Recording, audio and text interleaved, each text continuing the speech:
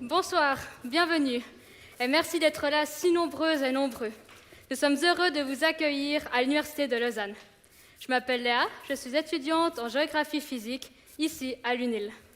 Bonsoir, je m'appelle Paul, je suis étudiant en mathématiques à l'EPFL, et ce soir, avec Léa, nous allons vous accompagner tout au long de cette soirée.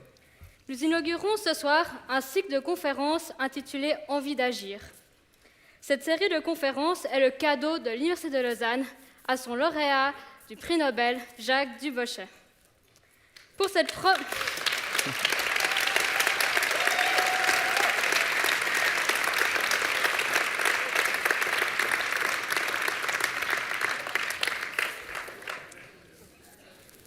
première édition, nous avons l'immense honneur d'accueillir dans quelques minutes Aurélien Barraud.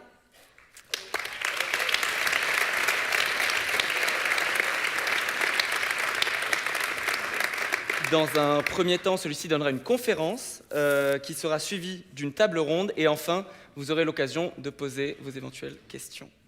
Mais avant d'aller plus loin, nous allons inviter sur scène nos deux hôtes de ce soir, ceux sans qui tout cela n'aurait jamais été possible. Je parle évidemment de Madame Nouria Hernandez, rectrice de l'Université de Lausanne, et Monsieur Jacques Dubochet, prix Nobel de chimie 2017. T'as un petit micro, Jacques ? Bonsoir Nouria Hernandez, bonsoir Jacques Dubochet. Alors pour commencer, Madame la rectrice, pouvez-vous nous expliquer comment vous est venue l'idée de ces conférences Nobel ? Donc Jacques a gagné le prix Nobel en 2017 et quand je lui ai demandé ce qui lui ferait plaisir comme cadeau, il m'a dit une place pour mon vélo. Donc ça on a dit oui, c'est une très bonne idée, c'est facile. Et donc, on lui a offert une place pour son vélo. Voilà. Et vous pouvez aller la voir. Elle est en dehors du Biophore, près de l'entrée nord. Mais ensuite, on s'est dit, qu'est-ce qu'il y aurait d'autre qui lui ferait plaisir ? Et une des choses qu'il a dites après qu'il ait gagné le prix Nobel, c'est « Ce prix Nobel me donne une voix ».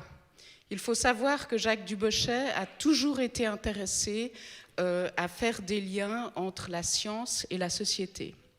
Et donc on s'est dit qu'une voix, elle peut aussi se passer par l'intermédiaire de conférences.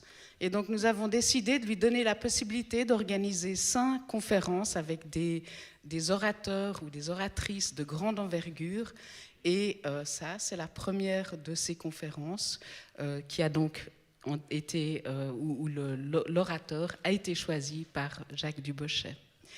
J'aimerais encore ajouter une chose, on est absolument ravis que Jacques ait en fait choisi le sujet du climat et de la durabilité pour ses conférences, parce que c'est un sujet qui nous préoccupe énormément à l'Université de Lausanne. La direction en place a mis ça dans son plan d'intention et c'est aussi présent dans son plan stratégique. Et en fait, il y a une longue tradition à l'Université de Lausanne de se préoccuper de la durabilité. On a un dicaster qui s'appelle Durabilité et Campus. Pendant longtemps, on était la seule université en Suisse qui avait un dicaster portant le nom de durabilité. Et puis, je dirais aussi que les efforts de plusieurs années commencent à porter leurs fruits parce que le site de l'Université de Lausanne a gagné le label de site à 2000 watts en transformation. Ça, c'est un label donné à des sites qui ont un plan crédible pour réduire leurs émissions de carbone et pour réduire leur utilisation en énergie.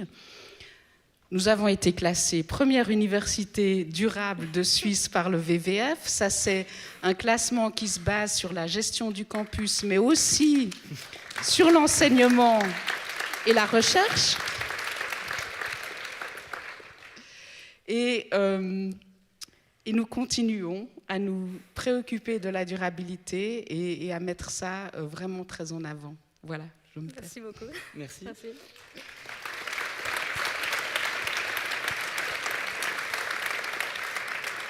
Alors moi j'ai une petite question pour Jacques. Jacques, est-ce que vous pouvez nous expliquer pourquoi vous avez décidé d'appeler ce cycle de conférences offert par l'Université de Lausanne « Envie d'agir » ? Oui, envie d'agir. Donc, il y a demain, 2 ans, j'ai reçu ce prix Nobel. Et là, pendant les 2 mois suivants, j'ai fait mon coming out. C'est-à-dire qu'il s'agissait de... Voyons, que vas-tu faire? Tu as une voix tout à coup, que fais-tu avec cette voix? Et les quelques jours avant le 10 décembre, le 8 décembre à Stockholm, eh bien, ont été très, très tendus. Parce que je me suis dit, mais je ne vais pas aller leur parler d'eau froide seulement. Et là, je me suis dit, non, mais tu vas leur parler de choses sérieuses, importantes. Et voilà. Et là, ça a été tendu. Et puis, c'était pour moi mon coming out. Depuis, ça continue. Mais j'ai reçu ce cadeau formidable. Et je dois vous dire qu'il m'a fait beaucoup de soucis au début. Que faire avec ça? C'est tellement beau. Et puis un jour, le 4 septembre de l'année passée, tout s'est éclairé. J'ai vu le coming out de Aurélien Barraud.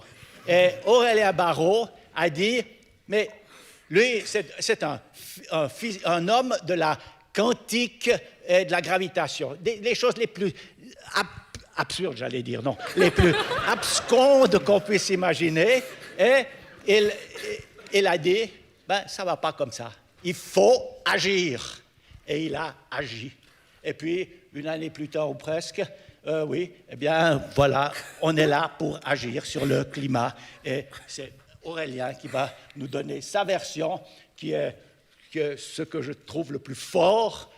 En fait, il y en a deux coming out extraordinaires. Aurélien, et quelques mois ou quelques semaines avant, Greta Thunberg. Ça fait une belle paire.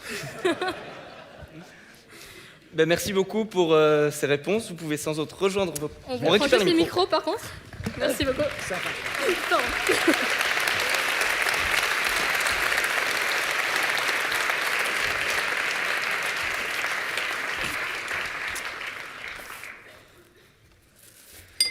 Aurélien Barraud se définit comme un habitant de la Terre, un membre de la tribu des vivants.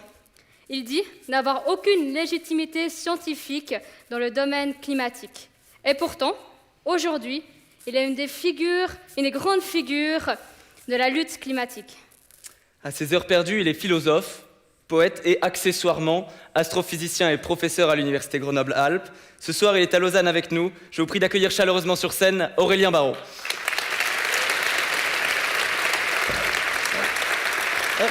Oui.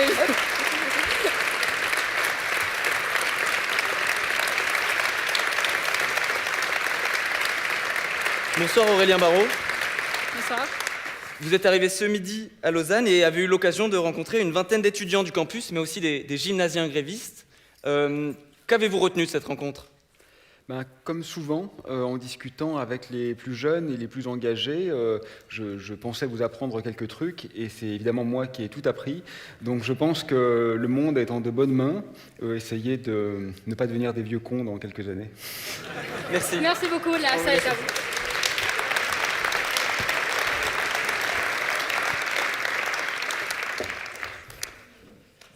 Bonsoir.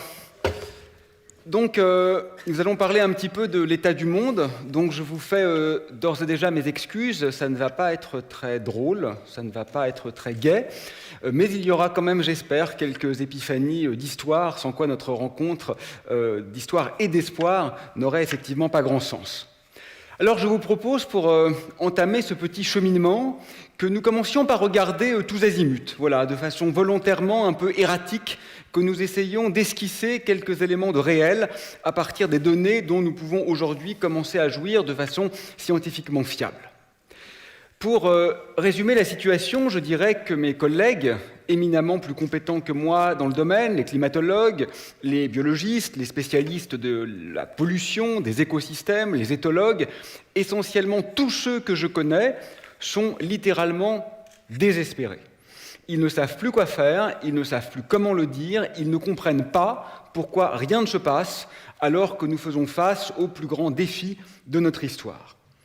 Récemment, une méta-analyse a été entreprise sur 13 000 articles publiés de biologie de la conservation et la conclusion est sans appel, la vie est en chute libre dans à peu près tous les secteurs.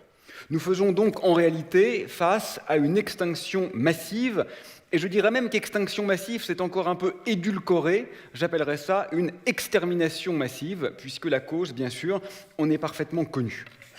Donc quelques chiffres simplement pour situer l'ampleur du désastre.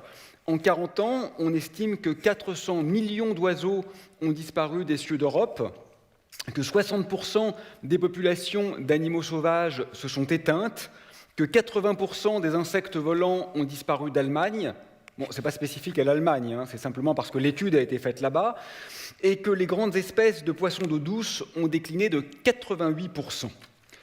Vraisemblablement, suivant les derniers rapports d'experts, 1 million d'espèces sont menacées à court terme. À l'échelle globale, il est vraisemblable que la pollution tue aujourd'hui 3 fois plus que le sida. 1 000 milliards d'animaux marins sont tués chaque année, dans des conditions d'ailleurs assez épouvantables, et les navires de pêche industriels parcourent 35 000 fois le diamètre de la Terre tous les ans, en rejetant au passage quelques 19 milliards de kilowattheures sous forme en particulier de particules relativement polluantes, de particules qui sont parfois plus graves du point de vue des effets sur la santé humaine que le CO2. Alors ce qui glace un peu, c'est que nous autres, les êtres humains, nous représentons environ 0,01% des vivants, mais que nous sommes à l'origine d'environ 85% des morts depuis le début de la civilisation. Ce n'est pas, me semble-t-il, un podium particulièrement enviable. Dans mon pays, pas si lointain, la France, nous perdons environ 3 départements d'espace vierge, d'espace relativement vierge, tous les 10 ans. Bon, comme vous le savez, il n'y a pas 5000 départements en France. Donc à ce rythme-là, ça ne va pas durer très longtemps. La probabilité que le réchauffement, indéniable, ne soit pas d'origine anthropique, c'est-à-dire ne soit pas due à l'activité humaine, a été récemment élaborée par un consortium à la fois de climatologues et de statisticiens. Et la réponse est que la probabilité donc que nous ne soyons pas la cause de ce réchauffement est inférieure à 0,0005%. Si l'on veut parier notre avenir sur cette éventualité, le moins qu'on puisse dire est que c'est un pari risqué. Alors, la part de l'humanité qui va être dans les années à venir, et disons en l'occurrence à la fin du siècle, soumise à des canicules potentiellement mortelles de plus de 20 jours par an, s'élèvera à 74% de la population humaine. Eu égard à ce type d'évolution, l'ONU estime qu'il y aura entre 200 et 600 millions de réfugiés climatiques à échelle de 30 ans. 30 ans, vous avez remarqué, avant on parlait de nos petits-enfants, maintenant on parle de nos enfants, et là on est même en train de commencer à parler de nous-mêmes, parce que dans 30 ans, vraisemblablement, un grand nombre des gens présents dans cette salle seront toujours debout. Et c'est effectivement de ce que nous allons vivre qu'il est maintenant question. Officiellement, 44 pays sont d'ores et déjà en situation de stress hydrique fort ou extrême, incluant certains pays d'Europe, et on estime que dans quelques années, 25% de la population mondiale manquera d'eau. L'ONU, pourtant si mesurée habituellement dans ses propos, estime que nous sommes dans une situation de menace existentielle directe. Bon, je reprends quelques secondes ma casquette de physicien. Le système planète Terre est hautement non linéaire. Non linéaire, ça signifie qu'il y a des paliers. Et quand on passe ces paliers, les retours en arrière sont pratiquement impossibles aux échelles de temps qui sont signifiantes pour l'humanité. Et nous sommes en train de passer un de ces paliers fondamentaux. Pour le dire là encore de manière physique, une croissance exponentielle n'est pas durablement possible dans un monde fini. Dans mon domaine, on appelle ça une instabilité. Une instabilité, ça signifie que le système va crasher et qu'il va crasher rapidement. C'est quelquefois le temps de doublement, vu l'exploitation actuelle des ressources, ça correspond à une trentaine d'années. Et donc vous voyez que l'estimation du temps de crash, que ce soit par les physiciens ou par les climatologues, est effectivement à peu près la même. Alors, pour couronner le tout, on découvre que le dégel du permafrost est beaucoup plus rapide que prévu, environ 50 fois plus rapide que prévu. Il libère du méthane, qui est 20 fois plus nocif que le CO2 du point de vue des effets de gaz à effet de serre. Et en parallèle, la pollution ne cesse de croître. L'océan de plastique fait aujourd'hui 3 fois la taille de la France, et malgré tous les effets d'annonce, sa masse est toujours en augmentation exponentielle. Chaque année, on perd 80 000 km² de forêt. Il ne reste plus qu'environ 46% des arbres qui existaient avant le début de l'agriculture. Et les forêts primaires vont, dans la décennie à venir, s'éteindre du Paraguay, du Laos et de la Guinée équatoriale. La fonte des glaciers va donner trop d'eau douce, beaucoup trop d'eau douce, et puis ensuite beaucoup trop peu, à environ 2 milliards de personnes. Et la mauvaise nouvelle, c'est que les glaciers et le permafrost semblent contenir environ 800 000 tonnes de mercure qui vont se trouver déversées dans les eaux qui étaient jusqu'alors potables. Vous avez vu que cet été, environ 3 millions d'hectares de forêts sibériennes sont partis en fumée, émettant autant de CO2 que la Belgique pendant une année. Et pratiquement simultanément, 11 milliards de tonnes de glace fondaient au Groenland en une seule journée. Denis Meadows, l'auteur du célèbre rapport du MIT qui anticipait sur cet état de fait qui est aujourd'hui avéré, déclarait récemment que c'est manifestement le scénario de l'effondrement qui l'emporte. Environ 40% de l'alimentation mondiale est gaspillée. Par ailleurs, la Russie vient de mettre au point la première centrale nucléaire flottante de façon à forer plus profondément dans les terres reculées de l'Arctique. Et chaque année, il y a environ 89 millions d'êtres humains supplémentaires à nourrir. Voilà où nous en sommes. Donc, la situation est un peu tendue. C'est un euphémisme, naturellement. Et que faire avec cette litote qui ne signifie ni plus ni moins que nous sommes face à une forme de fin du monde ? On m'a souvent objecté que c'était exagéré. Je maintiens cette expression. Si on ne peut pas parler de fin du monde pour ça, de quoi peut-on en parler ? Évidemment, la Terre continuera de tourner autour du Soleil. En tant qu'astrophysicien, j'en suis convaincu. Mais enfin, une Terre dépeuplée de ce qui la rend intéressante, singulière, émouvante, une Terre dépeuplée de sa vie, est-elle encore le monde ? J'aurais tendance à répondre négativement. Alors, que sont les causes ? Parce qu'avant d'en venir à l'action, il faut comprendre les mécanismes. Je crois qu'il est très important de rappeler que si l'on se focalise sur ce qui a eu lieu jusqu'à maintenant, qui est déjà un désastre, j'insiste, 60% des populations d'animaux sauvages ont disparu. Ce n'est pas une crainte pour l'avenir, c'est un bilan de ce qui est advenu depuis ma naissance. Si l'on se focalise donc sur le bilan, ce n'est pas le réchauffement climatique le responsable. Les 1 degré de réchauffement qu'on a à ce jour ont été relativement bien encaissés par les organismes vivants. Ce n'est pas le réchauffement climatique qui est à l'occasion et à l'origine de la 6e extinction massive. C'est avant tout la disparition des espaces de vie. L'expansionnisme humain.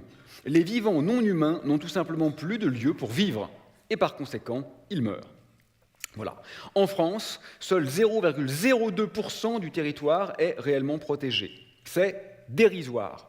L'Amérique du Sud a perdu 30% de ses espaces vierges en 2 décennies, et l'Afrique, dans le même temps, en a perdu 15%. C'est absolument considérable. Les lieux de vie fondent à vue d'œil. Ensuite, il y a bien sûr la surexploitation. Les navires de pêche utilisent aujourd'hui des radars, voire des satellites. Les poissons n'ont littéralement plus aucune chance d'y échapper, ce qui mène bien sûr à une surexploitation drastique d'écosystèmes qui mettent environ 10 000 ans à se reconstituer. Et les 1 000 milliards d'animaux marins tués chaque année sont tués dans des situations et des circonstances qui ne sont pas très souriantes. Vous savez comment meurt un poisson ? Quand les filets remontent, la vessie natatoire explose, les yeux sortent des orbites, l'estomac et l'œsophage sont extraits par la gorge. Bon, je sais bien, les gens sérieux, normalement, ne parlent pas de ces choses-là, mais ça fait quand même partie de ce à quoi nous soumettons les vivants avec lesquels nous serions censés partager ce petit élément d'espace. L'autre cause, bien évidemment fondamentale, c'est l'agriculture intensive, ce sont les pesticides. Les pesticides, dans 98% des cas, atteignent d'autres destinations que leur cible. Rien qu'aux États-Unis, les dernières statistiques montrent qu'ils tuent 62 millions d'oiseaux par an, plus que la population française. Et bien sûr, ces pesticides touchent également les humains avec les effets dérégulateurs et les maladies que nous connaissons, avec des effets bien sûr, là encore, supérieurs sur les enfants qui sont les plus touchés. Dans le moyen et le long terme, c'est effectivement, vraisemblablement, le réchauffement climatique qui deviendra la première préoccupation, mais ce serait une grave erreur de se surfocaliser sur celui-ci, qui, à ce stade, n'est pas la première cause d'extinction de la vie actuellement en cours. L'autre cause du problème dans lequel nous nous trouvons, c'est que dès lors qu'il est dénoncé, apparaît de façon assez sidérante un déchaînement des forces de réaction. Et ces forces sont très puissantes, beaucoup plus puissantes que nous. Un biocide est en cours, hein, c'est comme ça que le nommeraient les biologistes. La vie s'effondre sur Terre, c'est avéré. Mais qu'a-t-on vu dans la dernière année, disons depuis qu'effectivement, grâce à Greta et quelques autres, cette situation a émergé sur la place publique? Qu'a-t-on vu pour l'essentiel? Moi, j'ai effectivement noté qu'une grande partie de la presse titrait sur l'écologie pour la dénoncer, pour s'assurer que surtout rien n'allait changer, que quoi qu'il en coûte, rien n'allait changer. Alors certains médias, c'est vrai, hein, jouent leur rôle, font leur coming out, comme dirait Jacques, et sont extrêmement proactifs dans cette démarche de dénonciation de l'écocide en cours, et je les félicite. Mais comme dans la population, la situation est très clivée. Elle est très clivée et un grand nombre de journaux et de médias télévisuels tirent à balles médiatiques réelles sur les lanceurs d'alerte. Alors, vous voyez, la situation est intéressante au niveau sociologique. Parce que pendant 40 ans, je sais de quoi je parle, les écologistes ont été moqués. C'était des doudingues, c'était des rêveurs, voilà, c'était pas des gens sérieux. Bon, aujourd'hui, hélas, si l'on peut dire, on sait qu'ils avaient raison. Alors, comme ils avaient raison, on ne peut plus les traiter de doux rêveurs, donc on les traite plutôt de dictateurs. Alors ça, c'est la nouvelle blague, les opposants changent leur fusil d'épaule. Donc, nous serions en réalité des êtres malfaisants cherchant à s'emparer du pouvoir. Nous n'avons ni lobby, ni politique, ni ambition politique, ni argent, ni armée, mais effectivement, la grande menace de ce temps, ça ne serait pas le biocide en cours, mais ça serait ceux qui le dénoncent. Bon, tout cela est un peu triste, parce que finalement, si on ne fait rien, ça risque d'arriver, cette histoire de dictature. Bon, vous avez vu ce qui s'est passé avec les réfugiés syriens. C'est assez dramatique, nous n'avons pas du tout su les traiter dignement. Quand on aura 500 millions de réfugiés climatiques, ça ne va pas se passer dans la joie et la bonne humeur. Et donc là, effectivement, l'émergence de régimes dictatoriaux est probable. Et devinez quoi? On fera vraisemblablement appel pour résoudre cette situation aux forces de réaction qui sont actuellement en train de la créer. Mais enfin ça, c'est l'ironie classique, pourrait-on dire, de l'histoire.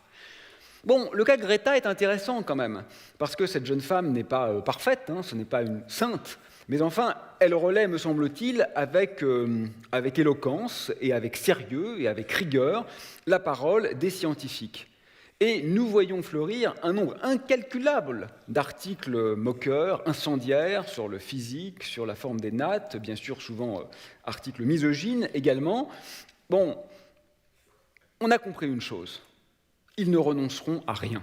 Alors, qui est ce ils? Je ne sais pas bien, mais ils sont là, ce n'est pas conspirationniste, hein, ce sont nos amis, nos parents, nos voisins, nos enfants parfois. Ils sont là, et ce qui est intéressant, c'est qu'il y a un peu de groupe, voyez-vous. Il y a le groupe des vieux mâles qui se sont quand même sentis vexés qu'une gamine de 16 ans leur apprenne ce qu'était le monde. Bon, bah tant pis pour eux. Et il y a le groupe de ceux qui ne sont pas seulement vexés, mais qui ont compris qu'ils avaient quelque chose à perdre. Parce qu'il fallait que le monde change et que leur confort ou leurs intérêts pourraient en pâtir. Et ceux-là sont beaucoup plus dangereux, parce qu'ils sont beaucoup plus puissants et parce qu'ils ont raison. Si les choses changent, ils auront effectivement un effort à consentir. Je dirais que dans cette situation, on a tenté de la ridiculiser, de l'infantiliser, bien sûr, mais en réalité, c'est quand même Greta qui est le sage. Et ce sont ces détracteurs qui sont les sales garnements, ne voyant pas l'immensité du défi auquel ils sont confrontés. Bon, je crois qu'il est temps de ne pas accorder plus d'importance que cela à ces calomnies qui finalement ne ridiculisent que leurs auteurs, mais elles existent et elles fonctionnent, et je crois que c'est quand même notre vigilance que de tenter de ne pas les propager. En un sens, c'était presque bon signe, parce que littéralement, il y a quand même eu un vent de panique chez les conservateurs. Ils perdent un peu les pédales quand on regarde le niveau des arguments, mais ce qui est problématique, c'est qu'ils ne paniquent pas de la catastrophe en cours. Ils paniquent du fait que nous dénoncions la catastrophe. Donc ça, évidemment, ce n'est pas la bonne raison, mais ça montre au moins que nous avons visé relativement juste et qu'il y a une prise de conscience que ce ne sont pas des discours farfelus, mais que ce sont simplement des analyses rationnelles, factuelles d'une situation à laquelle il va falloir, qu'on le veuille ou non, faire face. Bon, plus dramatiquement que les moqueries sur Greta et sur moi-même d'ailleurs, je note que depuis le début de l'année, 127 militants écologistes ont été tués dans le monde. Ça, c'est un peu plus grave, effectivement, que les tweets incendiaires. Pour reprendre cette analogie dont je ne suis pas l'auteur, et dont je ne connais pas l'auteur, imaginez que des extraterrestres envahissent la Terre et réalisent le 10e de ce que nous faisons. Nous serions en guerre totale.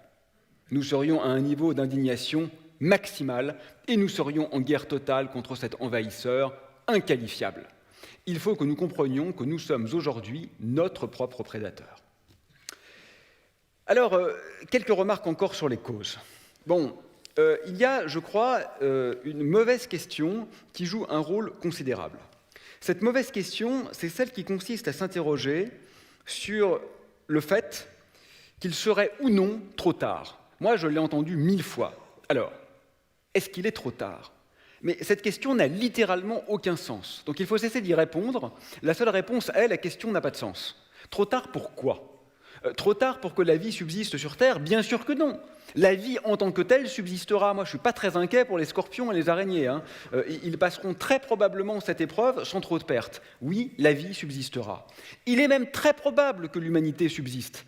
Un petit nombre de gens très riches vont très probablement se sortir de tout cela sans trop de dommages.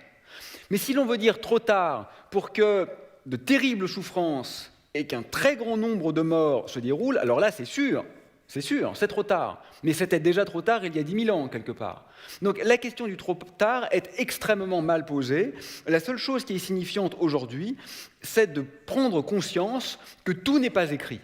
Il y aura des dommages, oui, et alors ?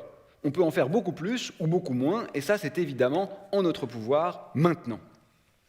Et l'autre très mauvaise question que je crois devoir combattre, c'est celle de la réversibilité de la situation. Quand la forêt a brûlé, j'ai lu des articles dans des grands journaux français où des analystes expliquaient qu'après tout, il suffisait d'être patient et ça serait réversible. Mais c'est un très mauvais argument, ça, parce qu'il est réificateur. C'est n'avoir pas compris que la forêt, elle est peuplée d'êtres vivants, et que la mort d'êtres vivants sensibles est par construction irréversible. Parce que franchement, si moi je vous dis que je vais tuer vos enfants, mais que c'est pas grave, je vais compenser en faisant deux moi-même, je ne crois pas que ça va vous convaincre. Et vous avez raison. Parce que la mort d'un être vivant sensible est intrinsèquement irréversible. Donc cette question-là doit être posée, je dirais, ou doit être déconstruite dans toute l'étendue de la négation du vivant qu'elle porte en elle-même, qui est beaucoup plus nocive en réalité que les réponses qu'on pourrait lui donner. Alors, qu'est-ce qu'on fait ? Alors, je ne sais pas. Je ne sais pas ce qu'il faut faire, mais je vais soumettre, bien sûr, quelques pistes à votre sagacité. Je dirais que la première chose à faire, c'est d'être clair et honnête. Nous n'allons pas dans la bonne direction. Ça, c'est un peu le problème de beaucoup parler d'écologie. C'est très bien d'en parler beaucoup, mais on en parle tellement que beaucoup de gens commencent à se dire le problème est forcément traité. C'est tellement présent médiatiquement que nécessairement, il est en cours de résolution. Soyons clairs, c'est faux. Alors peut-être qu'à l'université de Lausanne, c'est un peu vrai, et j'en suis plus que ravi, mais globalement, à l'échelle globale, évidemment, mais même à l'échelle des États, c'est faux. Chaque année est pire que la précédente sur pratiquement tous les critères. Le trafic aérien bat des records. Vous savez qu'on dépasse aujourd'hui les 100 000 vols par jour. L'été dernier, on a même dépassé 200 000 vols en une seule journée. La production de plastique a doublé depuis l'an 2000. 91% des déchets ne sont pas recyclés et le taux de recyclage décroît. On a passé cette année la barre des 75% de terres émergées drastiquement impactées par l'homme. Les zones mortes océaniques ont quadruplé depuis 40 ans. En France, la consommation de viande est repartie à la hausse cette année. Et cet été, j'ai lu que sous la pression extérieure, le Niger venait de déclasser la plus grande réserve naturelle terrestre d'Afrique au profit, devinez, de l'extraction pétrolière. Nous ne sommes pas dans la bonne direction. Donc il ne faut pas, comme le disent certains, accélérer l'effort, il faut le commencer. À l'échelle globale, hors de l'Université de Lausanne, j'entends, nous n'avons pas commencé l'effort. Ça, il faut absolument en être conscient. Donc n'accélérons pas, parce que si on accélère vers le précipice en ce moment. Donc il faut d'abord faire demi-tour et ensuite accélérer. Bon, je note avec une pointe de cynisme, quelle a été la conséquence matérielle majeure de la canicule de cet été? C'est l'augmentation drastique du vent de climatisation. Voilà. Donc nous avons été soumis à un effet direct de l'augmentation de température qui était en partie météorologique et en partie climatique. Et ce que nous avons fait en retour, c'est d'acheter des clims. Ce qui est particulièrement terrible, parce que ça signifie bien sûr que non seulement les climatiseurs, comme vous le savez, contribuent bien évidemment par leur consommation au réchauffement climatique, mais contribuent aussi à le masquer à ceux-là même qui l'induisent. Donc il y a quelque chose de profondément pervers dans cet état de fait, comme d'ailleurs dans le fait que les pays qui sont les plus pollueurs ne sont pas ceux qui seront le plus touchés par les effets du réchauffement. Donc il y a un problème éthique et social qui est absolument monstrueux. Alors, je crois qu'il faut faire face à une question qui est importante, mais qu'il faut traiter avec sérieux, c'est celle de la liberté. Pourquoi avec sérieux? Parce que j'ai remarqué que c'est un des arguments qu'on opposait de la façon la plus récurrente aux écologistes. Alors je parle des bons écologistes, comprenons-nous bien, toutes les communautés ont leurs brebis galeuses, leurs farfelus et leurs illuminés. Donc je ne parle que des gens intéressants, on trouvera des gens inintéressants dans tous les domaines, ce n'est pas ceux auxquels je fais référence. Et donc je disais que est-il bien raisonnable d'opposer la sacro-sainte liberté à toutes les velléités de régulation écologiste, en accusant bien sûr ces derniers d'être des tyrans en puissance? Alors, soyons bien clairs, tout le monde aime la liberté. On peut là tous se prendre par la main dans cette salle et crier « Vive la liberté !» Oui, on le pense du fond du cœur, tout va bien. Jusque-là, tout va bien. Mais c'est un peu plus compliqué que cela. Parce que les partisans de la liberté inconditionnelle, mais enfin inconditionnelle seulement quand il s'agit d'écologie, parce que pour le reste, ils sont quand même bien contents que les voleurs ne soient pas libres de venir leur prendre leurs biens. Mais quand il s'agit d'écologie, c'est la liberté inconditionnelle. Je ne crois pas qu'ils soient favorables, au fond d'eux-mêmes, à la liberté de tuer, à la liberté de violer, à la liberté de torturer. Nous savons très bien que les libertés individuelles doivent être restreintes quand elles sont trop nocives, quand elles sont trop contraires au bien commun. C'est une évidence qu'un enfant de 4 ans comprend parfaitement. Et la question qui se pose effectivement, c'est pourquoi aujourd'hui notre liberté de continuer à vivre tout simplement, dans une planète qui ne soit pas un anthropocène dévasté, nous paraît moins importante que la liberté de pouvoir rouler en 4x4 en centre-ville. Si vous interdisez demain les 4x4 en centre-ville, ça va être terrible. Il y aura une levée de bouclier incroyable. En France, on a voulu baisser la vitesse de 90 à 80 km/h sur route. C'était presque la révolution. Voilà. 1789 revenait en France. Bon. Mais la liberté de vivre, ça, c'est pas très grave, finalement. On ne se sent pas concerné par ça. Donc là, il y a vraiment, au-delà de la petite boutade que je viens de faire, un problème axiologique, c'est-à-dire un problème de valeur qu'il est absolument essentiel de mettre sur le devant de la scène épistémique. Alors, je vais tracer un certain nombre d'axes d'action qui me semblent indispensables, en détaillant certains plus que d'autres. Premièrement, il y a évidemment une dimension politique. Alors, on pourrait lister l'ensemble des mesures nécessaires, mais finalement, je crois qu'aujourd'hui, tout le monde les connaît. Bon, il faut arrêter l'expansionnisme humain, donc les axes routiers, il faut mettre en avant le train, il faut améliorer l'efficacité énergétique des bâtiments, protéger le territoire, sortir de l'agriculture intensive, lutter réellement contre les pesticides, contre le plastique, etc., etc., etc. Tout ça, on le sait par cœur, on l'a entendu 50 fois. Moi, je crois qu'il faut surtout bien expliquer à nos représentants politiques, quand nous les croisons, qu'ils ne se rendent pas compte. Ils sont complètement à côté de la plaque entre l'ampleur de ce que parfois, avec bonne volonté, ils tentent de faire et ce qui serait nécessaire. Il y a un différentiel qui est ridicule pour tous les esprits informés. L'ONU rappelle que nous avons des objectifs extraordinairement insuffisants et qu'en plus, nous sommes extraordinairement loin de ces objectifs extraordinairement insuffisants. Donc là, il va quand même falloir que les gens prennent leurs responsabilités. Néanmoins, soyons honnêtes, j'ai eu l'occasion de discuter avec des hommes et femmes politiques à tous les niveaux, peut-être naïvement, peut-être parce que ce n'est pas mon milieu. J'ai cru que certains étaient vraiment honnêtes et avaient vraiment envie de rendre ce monde vivable. Et je crois qu'il faut qu'on les aide. Et pour moi, les aider, ça veut dire les obliger à faire figurer sur leur programme un engagement écologique radical. Parce qu'en l'état actuel, ils ne peuvent pas le faire. J'ai discuté avec des gens que je nommerai pas, j'ai promis de ne pas les nommer, qui m'ont dit « mais je ne demande que ça, moi, de faire ce que tu dis. Mais je n'ai pas été élu pour ça. Je n'ai pas mandat pour faire ça. » Et bon, en France, on a élu M. Macron, on savait qu'il s'en foutait de l'écologie. Ça n'apparaissait quasiment pas sur son programme, il ne s'en occupe pas, mais quelque part c'est normal. Il a dit qu'il ne le ferait pas, il ne le fait pas. Tout va bien, c'est complètement en accord. Donc il faut qu'on oblige nos représentants à le faire. Mais pour le faire, il faut d'abord qu'on les oblige à dire qu'ils vont le faire. Et finalement, je crois que pour ceux d'entre eux qui sont honnêtes, ça les libérera en réalité. Et je veux croire en cet embryon d'espoir. La question est politique. Je vais y revenir, mais je crois que la question est fondamentalement politique, elle n'est pas scientifique. Parce que la vraie question, ce n'est pas de trouver une astuce qui va émettre un peu moins de CO2. La vraie question, c'est de choisir le monde que nous voulons. Voilà. On ne peut pas se défausser, je crois, sur les simples habitudes de consommation. C'est d'un projet civilisationnel dont il est question, et un problème systémique ne peut être résolu que de façon systémique. Et là, depuis mon coming out, cher Jacques, j'ai changé. Je pensais il y a un an qu'il fallait dépolitiser la question, et j'avais tort. Je suis convaincu un an après qu'en réalité, c'est non seulement impossible, et en plus inefficace. Bon, ce qui n'est pas très bon signe dans cette affaire, c'est qu'on sait maintenant. Ce n'est pas nouveau, ça fait quand même un certain temps qu'on sait.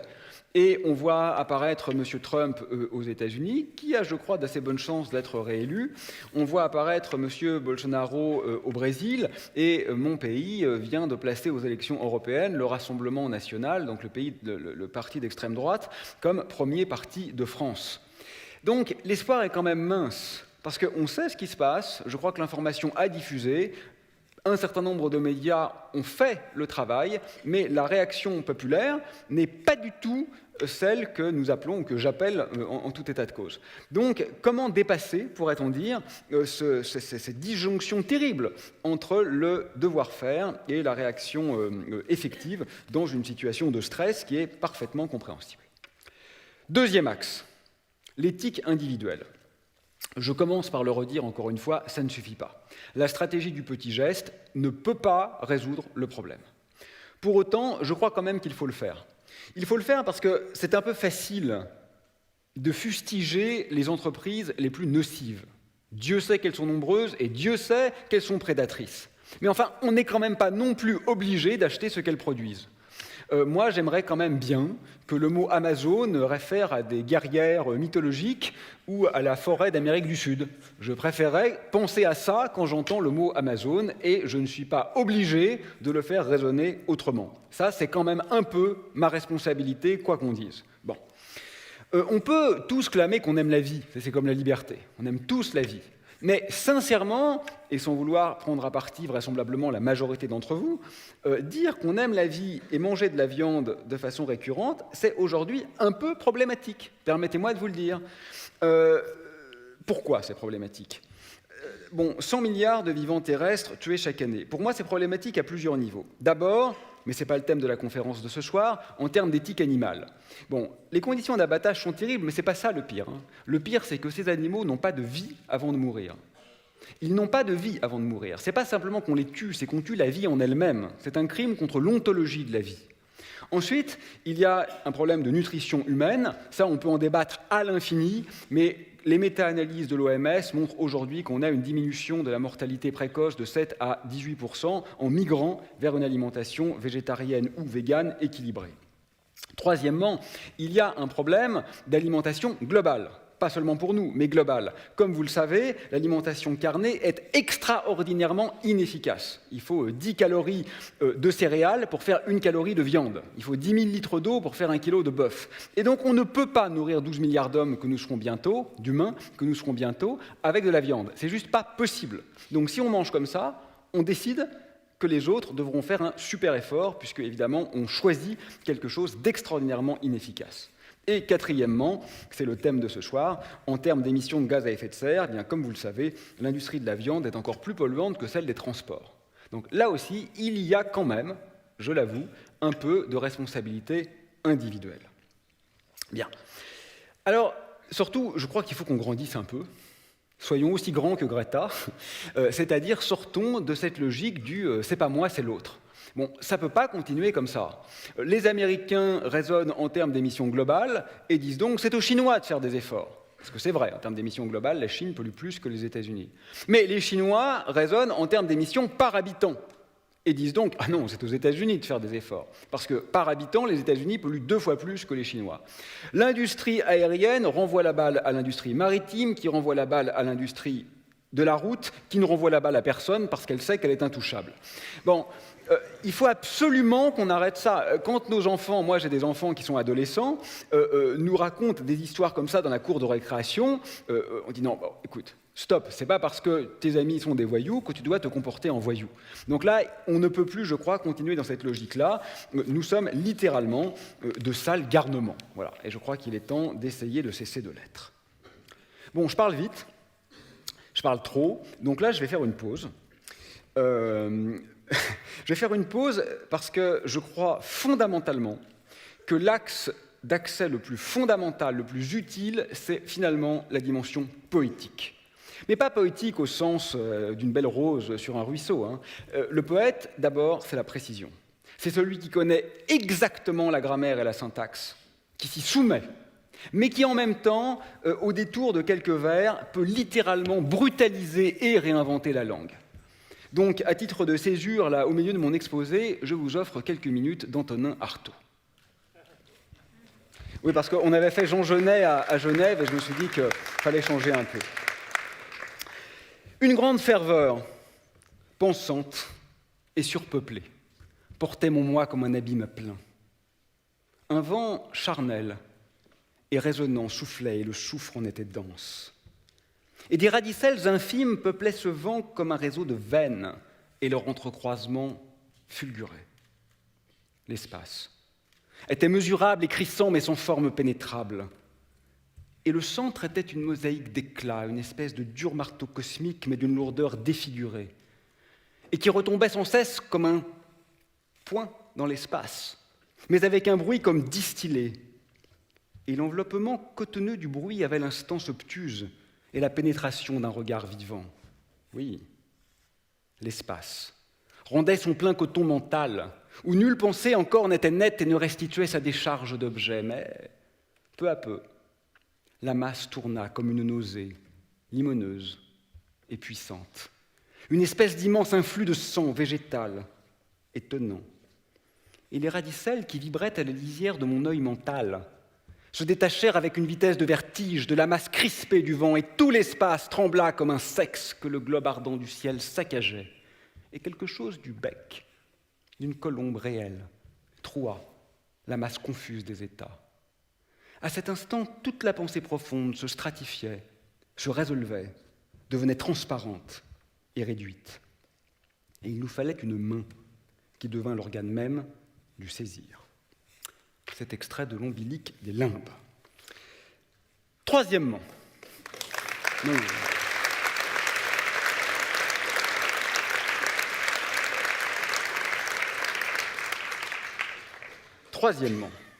il y a une dimension démographique. Un ancien chef d'État français a osé le dire, ou au moins l'insinuer.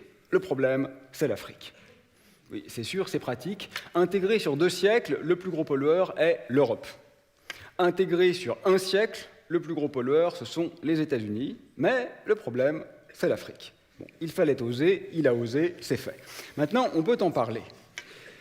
Ce qu'il y a derrière cette assertion, assez scandaleuse, mais ce qu'il y a derrière cette assertion, c'est l'idée que la croissance de la population est le problème majeur. Et ça, c'est une idée commune, que je crois erronée.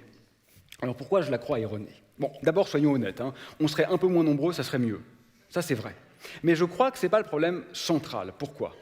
D'abord parce que le régime de croissance de la population, on sait que même si rien ne change par ailleurs, il ne va pas croître très longtemps. On pense qu'aux horizons de 2050, on va se stabiliser, et après, on sera vraisemblablement à population constante, voire lentement décroissante. Donc on n'est pas dans un régime de croissance exponentielle à long terme, si on croit les démographes. Deuxièmement, parce que si vous avez fait un peu de mathématiques ou de physique, voire de chimie, vous savez que si on a une croissance exponentielle, vous pouvez changer un tout petit peu la normalisation de la courbe, ça ne va pratiquement rien changer au moment où vous dépasserez le palier.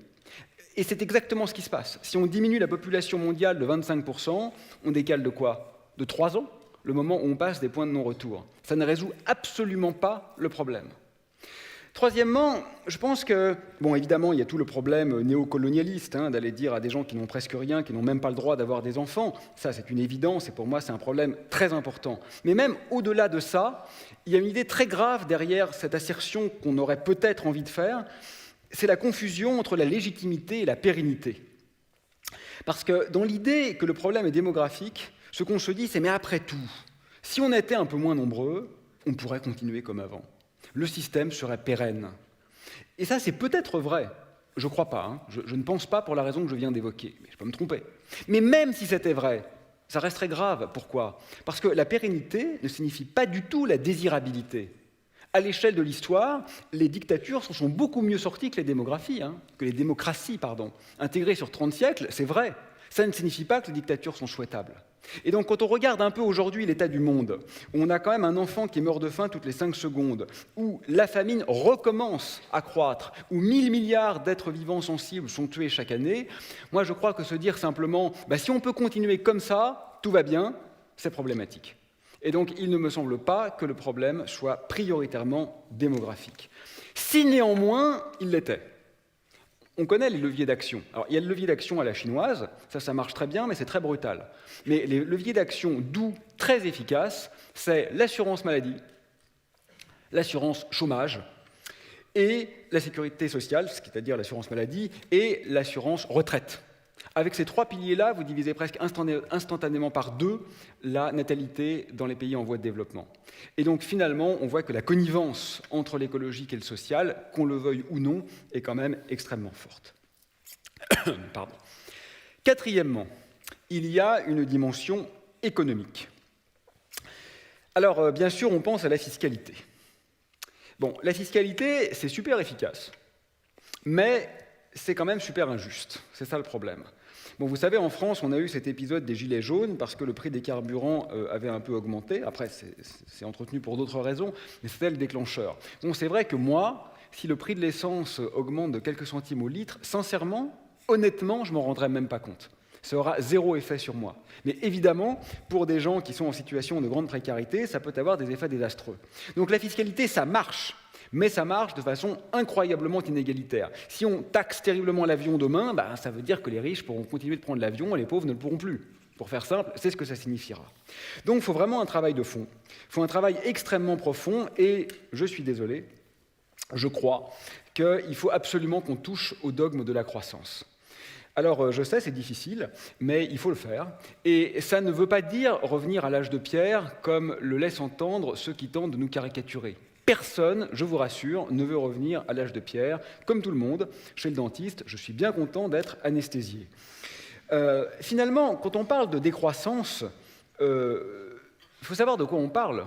Que l'amour, la créativité, la solidarité, la connaissance, l'appétence, la recherche scientifique, l'exploration artistique croissent, évidemment. Il n'y a aucun problème avec ça. Le problème, uniquement, c'est avec la prédation mortifère sur les vivants terrestres.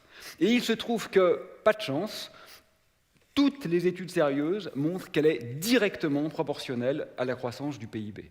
Alors, il faut être honnête, bien sûr que dans le passé, la croissance a aidé. Ça serait dogmatique de dire le contraire.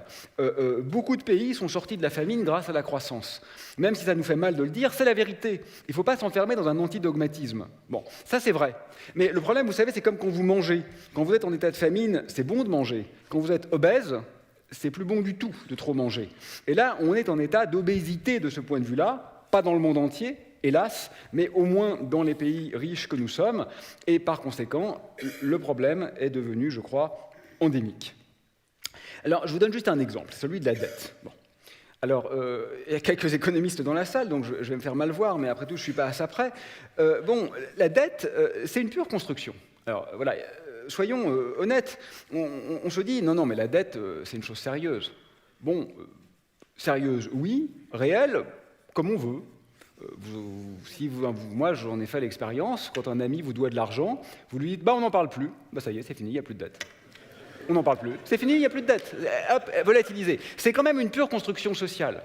Sauf que, évidemment, tant qu'on ne le fait pas, ce n'est pas une construction sociale. Parce qu'on sait aujourd'hui que beaucoup de pays sont littéralement exsangues à cause de la dette. Donc, tant qu'on la maintient, elle existe pour de vrai.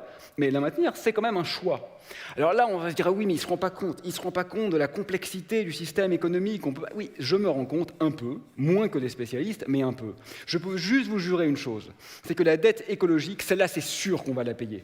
Même si demain on se tient tous la main, on ne pourra pas dire, allez, finalement on l'annule. Ah non. Celle-là, on ne pourra pas l'annuler, même si on se met tous d'accord. Et donc, il faut quand même un peu choisir simplement nos priorités dans le sérieux qu'on accorde à nos constructions. Alors, toujours sur le niveau économique, si les choses se passent comme je le souhaite, ce qui est très improbable, il y aura énormément de reconversions. Et moi, je crois que c'est essentiel qu'elles soient prises en charge par la collectivité. Nous nous sommes collectivement trompés. Comme vous l'avez compris, je n'ai pas beaucoup d'affection pour, je sais pas moi, pour le fait, par exemple, de manger de la viande, mais je n'ai absolument rien contre les bouchers. J'aimerais qu'il n'y ait plus de boucherie. Mais je ne désire évidemment pas que les bouchers crèvent de faim. C'est complètement idiot. Ils sont les héritiers d'un système qu'ils n'ont pas mis sur pied. Et donc je crois qu'il est essentiel que toutes les reconversions qui devraient avoir lieu soient collectivement prises en charge. Voilà. Moi j'aimerais qu'on prenne beaucoup moins l'avion, mais enfin franchement, les gens qui travaillent dans le milieu de l'aviation ne sont pas des diables. Ils doivent être aidés dans ce qui sera à venir. Alors, écoutez, on veut quand même tous, je suppose, endiguer la faim dans le monde et l'extrême pauvreté, et on a tous commencé à comprendre que si on augmente la croissance globale, on est tous foutus. Donc la solution, elle est quand même assez simple, c'est un peu de partage. Alors dès que vous dites partage, vous êtes catalogué, ah ça y est, en fait, voilà, c'est un stalinien, quoi. Non. Alors d'abord, Staline, en termes de partage, c'était pas terrible. En termes d'écologie, c'était pas terrible non plus. Donc rassurez-vous, on n'a rien de stalinien.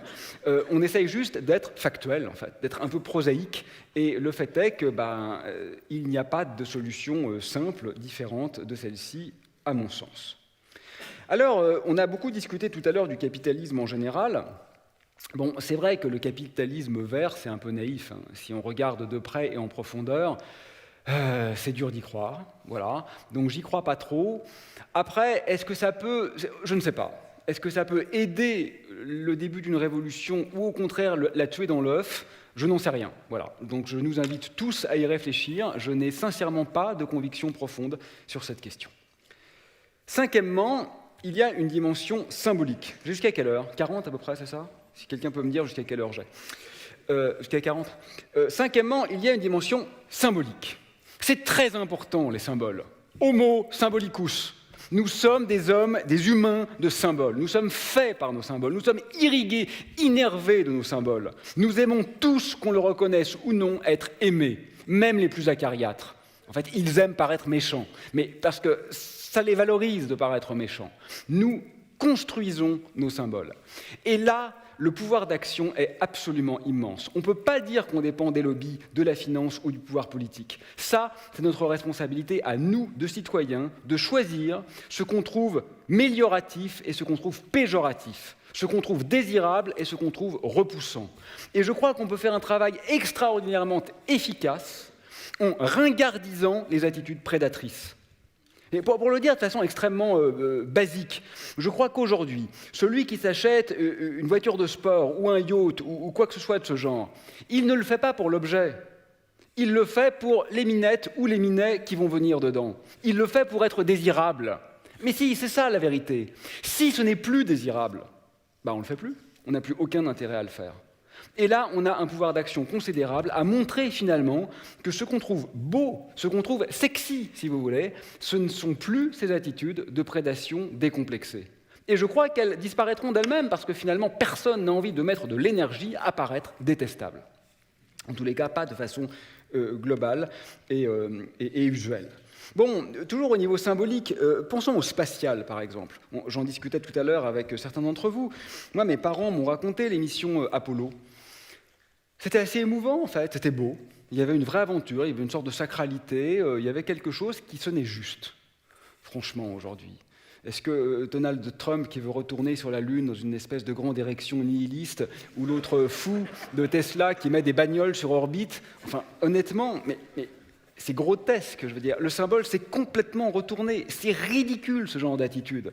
Aujourd'hui, les héros, me semble-t-il, chacun en choisira, bien sûr, ce n'est pas les astronautes. Ce sont les Indiens d'Amazonie qui se battent pour l'existence de la forêt, ce sont les précaires qui se battent pour survivre, ce sont non pas les migrants, mais les réfugiés qui se battent pour que leurs enfants continuent à exister. Et là, je trouve que nous, on doit quand même agir symboliquement, je ne sais pas, moi, dans les posters qu'on met dans nos chambres, dans nos bureaux, que nos gamins vont choisir.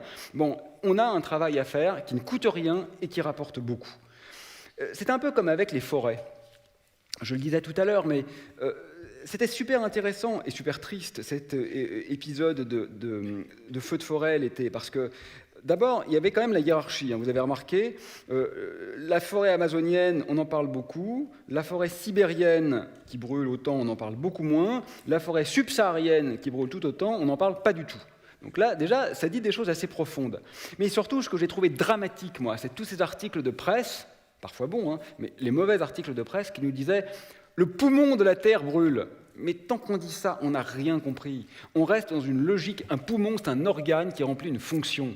Mais la forêt n'est pas un organe qui remplit une fonction. Elle n'est pas là pour absorber notre CO2. Elle n'est pas là pour être utile au monde. Elle est le monde. Elle est ce qui fait sens. La forêt brûle, c'est grave juste parce que la forêt brûle. C'est pas grave parce que c'est mauvais pour notre bilan carbone. Et ça implique quand même, je crois, de développer un autre rapport à notre espace. Sixièmement, il y a une dimension psychologique. Bon, c'est pas facile de se projeter dans le long terme, c'est pas facile de renoncer au confort à court terme.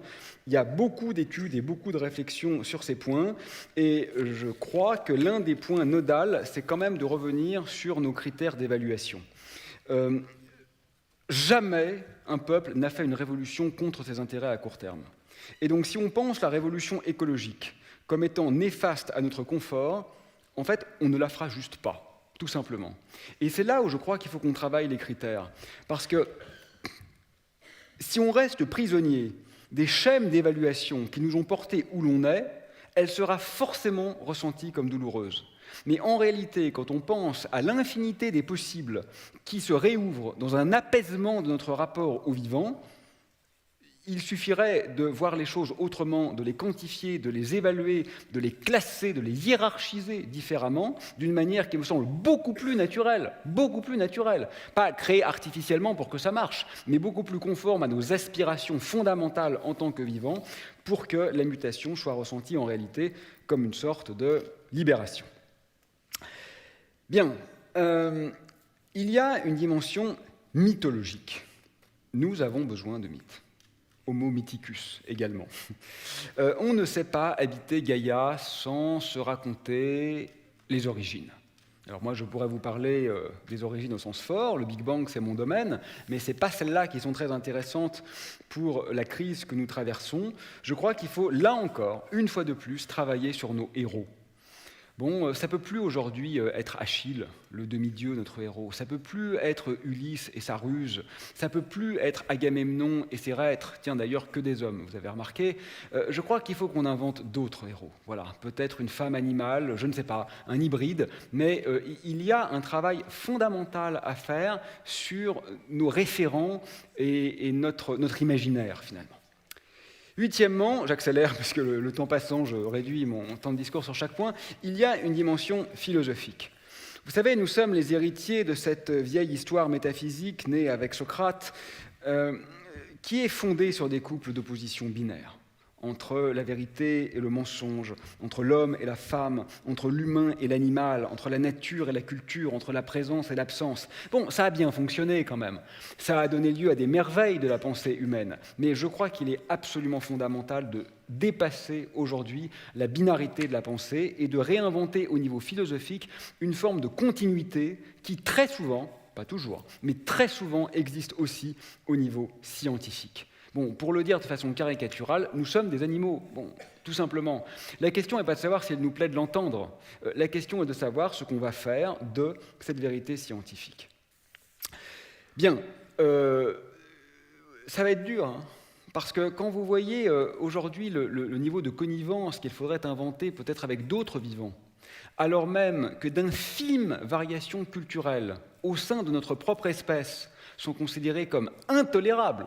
Intolérables. Vous avez vu la crispation du débat public dès qu'il s'agit de questions religieuses, de questions ethniques, etc. Comment voulez-vous qu'on y arrive ? Il va falloir vraiment qu'on grandisse extrêmement rapidement.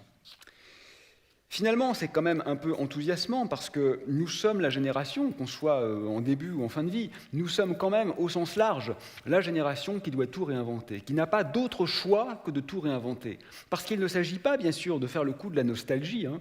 Le temps idyllique n'a jamais existé. Les chasseurs-cueilleurs étaient des super-prédateurs. Nous n'avons jamais vécu dans une sorte d'harmonie bienveillante et bienfaisante avec notre environnement. Donc, il s'agit vraiment d'inventer un futur qui ne soit pas la répétition d'un passé archaïque. Neuvièmement, il y a une dimension sémiotique. Ça se joue toujours, au moins en partie, au niveau des signes.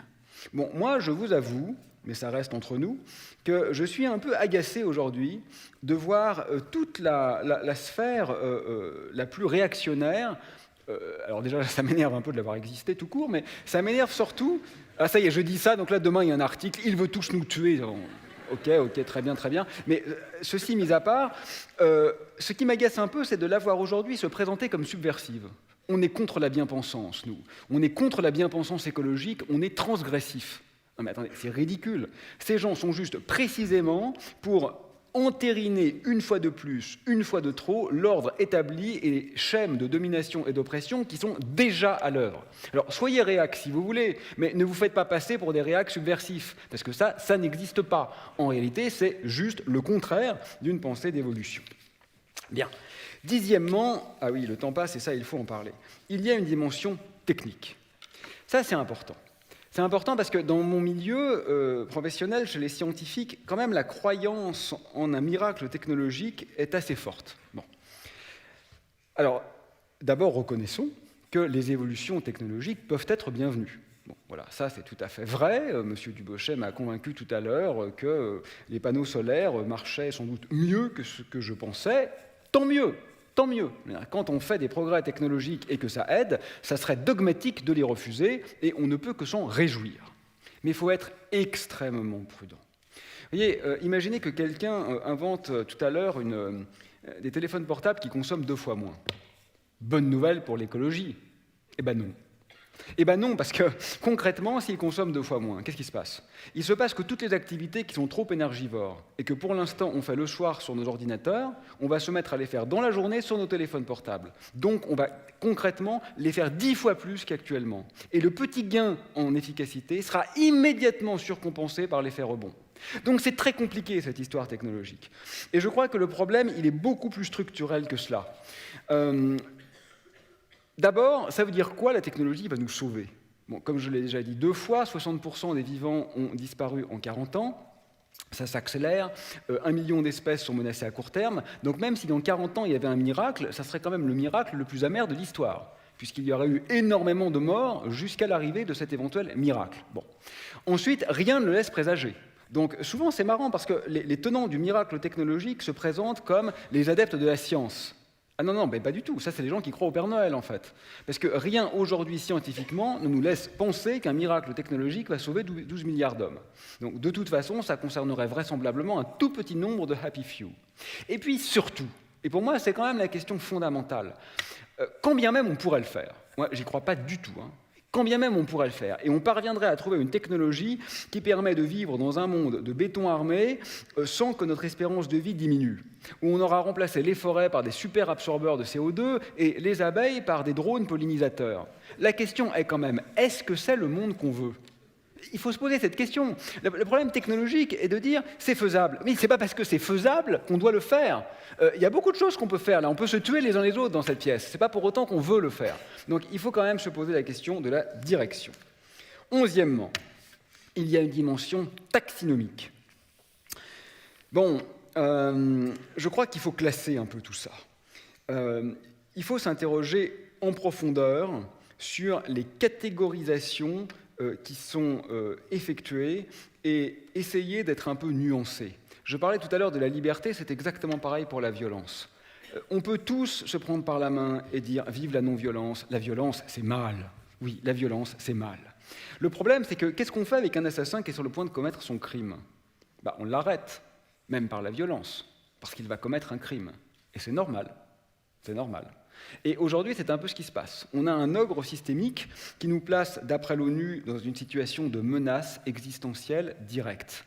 C'est un régime de violence considérable. Ne rien faire aujourd'hui est d'une violence considérable. Alors, je ne suis pas du tout en train de nous dire qu'il faut aller brûler des voitures demain. Moi-même, je n'ai jamais été un activiste au sens matériel du terme. Donc, je ne sais pas ce qu'il faut faire. Je n'ai pas d'idée. Mais soyons aussi un peu fins dans notre hiérarchisation des schèmes et puis des niveaux, finalement, de violence. 12e, il y a une dimension énergétique.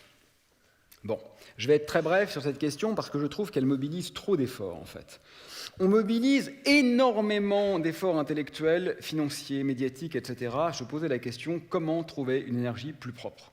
C'est bien. Évidemment qu'une énergie qui émettrait moins de CO2 serait bienvenue. Mais peut-être pas, en fait. Parce que si vraiment on avait une énergie propre et qu'elle s'imposait, ça voudrait dire qu'elle est moins chère. Sinon, elle ne s'imposera pas de toute façon. Et si elle est moins chère, ça veut dire qu'on va l'utiliser plus. C'est obligatoire si on ne change pas structurellement notre manière d'être au monde.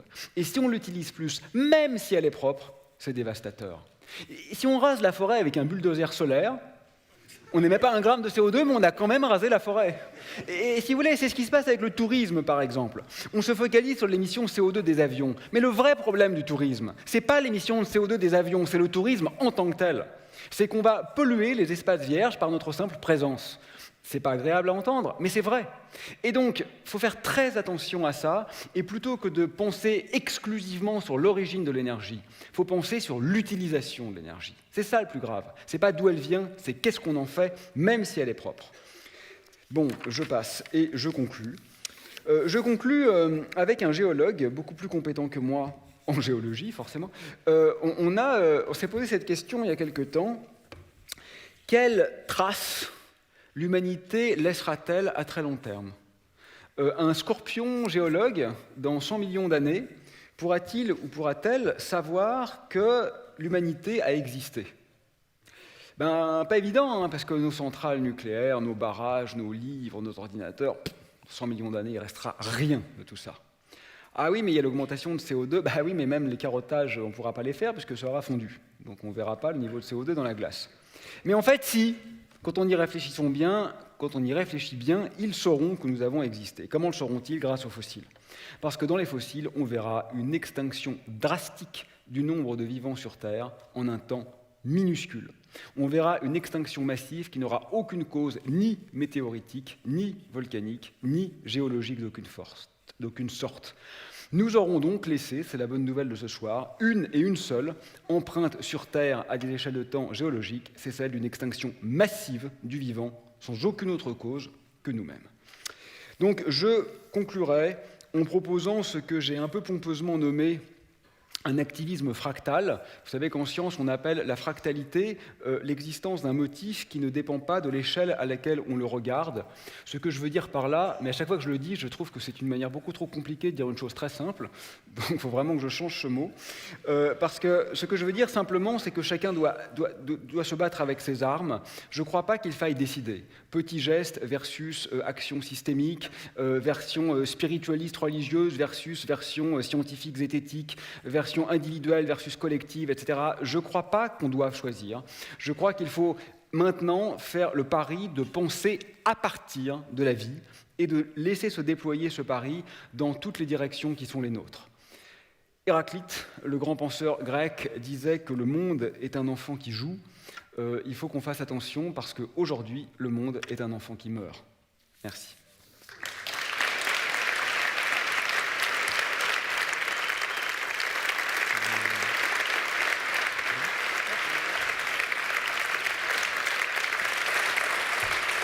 Vous pouvez sans doute rejoindre la deuxième table.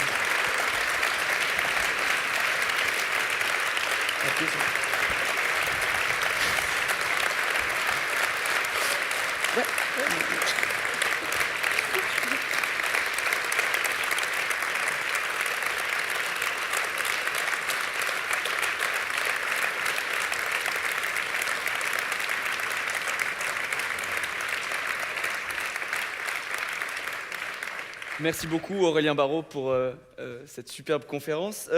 Nous allons maintenant avoir un moment d'échange avec Jacques Dubochet, Nouria Hernandez ainsi que Steven Tambourini, étudiant à l'Université de Lausanne et ce soir représentant des grèves du climat vaudoises. Nous les invitons à nous rejoindre sur scène.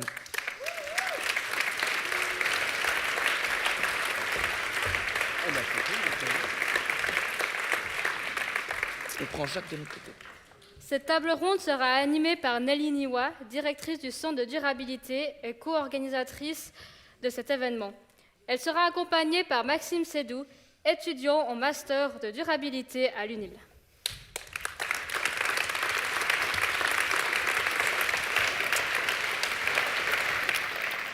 Merci Paul, merci Léa.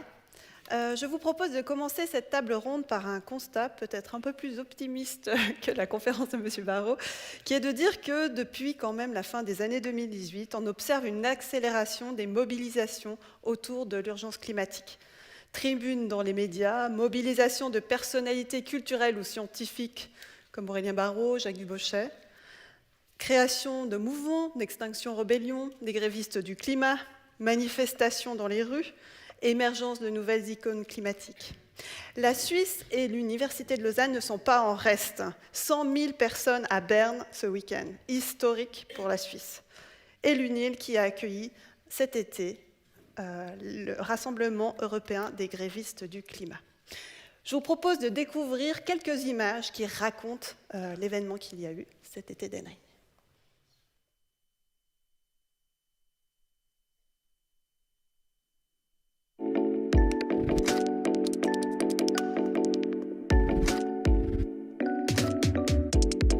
Bonjour tout le monde et bienvenue au sommet SMILE du mouvement Fridays for Future à Lausanne.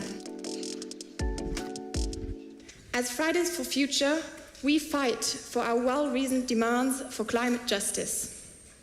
Within only a few months, more than 2 million people around the whole world have joined our movement to share and demand responsibility. The future of life on the planet is at stake. And so are we. Therefore, we have decided to come together here in Lausanne for this week-long meeting. We are some 450 young participants from 38 countries. We want to turn our hopes for the future into action.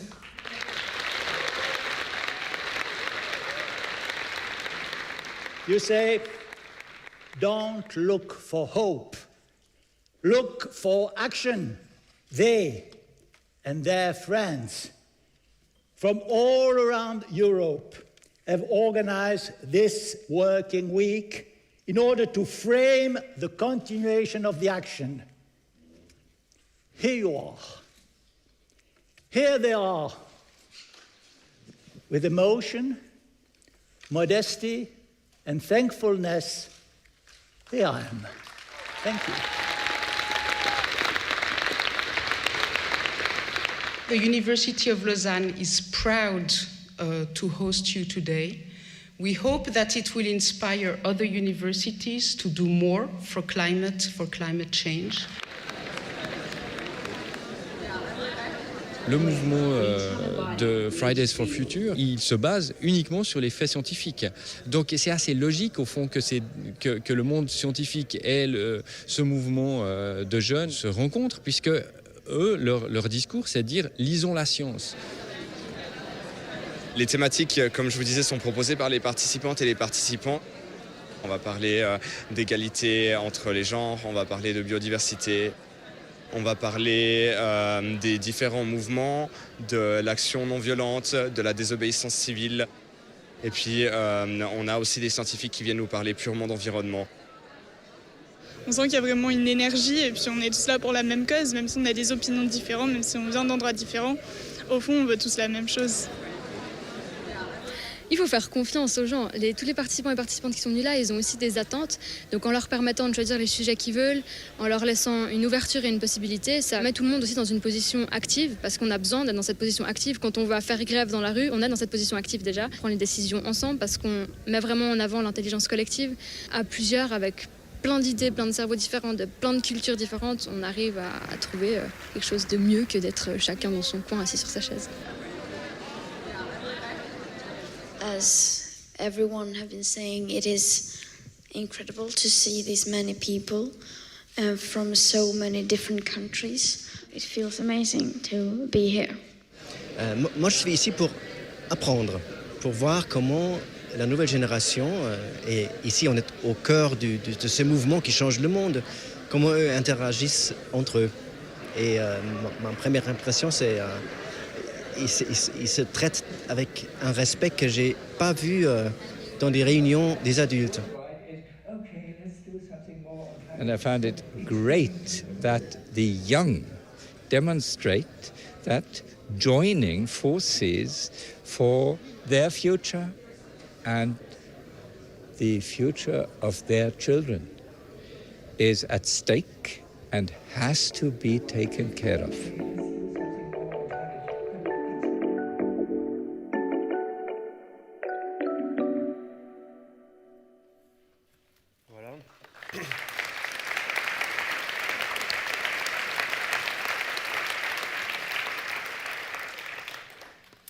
Nouria Hernandez, la première question est pour vous. Vous avez accueilli cet été les 450 étudiants grévistes que l'on vient de voir dans cette même salle. La question est donc en deux parties. Était-ce un acte militant de votre part? Et d'autre part aussi, comment pensez-vous que le rôle de l'université devrait évoluer de ce contexte d'urgence? Est-ce que développer un campus écolo suffira? Alors prenons la première question. Était-ce un acte militant? C'est un acte sur lequel on n'a pas très longtemps réfléchi parce que pour nous c'était une évidence. Quand je dis pour nous, je veux dire les membres de la direction de l'université.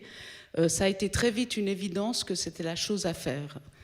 Et si vous voulez, c'est après coup qu'on a peut-être réfléchi à pourquoi c'était une évidence que c'était la chose à faire. Et je pense qu'il y a plusieurs réponses à ça.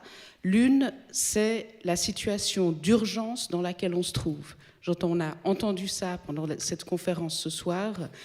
On est dans une situation d'urgence. L'autre, c'est qu'il me semble que la mission première des universités, c'est de s'occuper des jeunes. Après tout, on est là pour enseigner et pour former des étudiants. Si les universités ne donnent pas une voix aux jeunes, mais qui va le faire? Donc ça nous a semblé aussi une évidence. Et une autre mission des universités, c'est en quelque sorte d'anticiper les problèmes. Alors là, on n'en est plus au stade d'anticipation, comme on l'a entendu. On sait très bien quels sont les problèmes, et les problèmes sont déjà là, et ils sont là de façon assez impressionnante. Mais néanmoins, il semble que dans notre société en général, le problème n'est pas encore perçu dans toute sa gravité.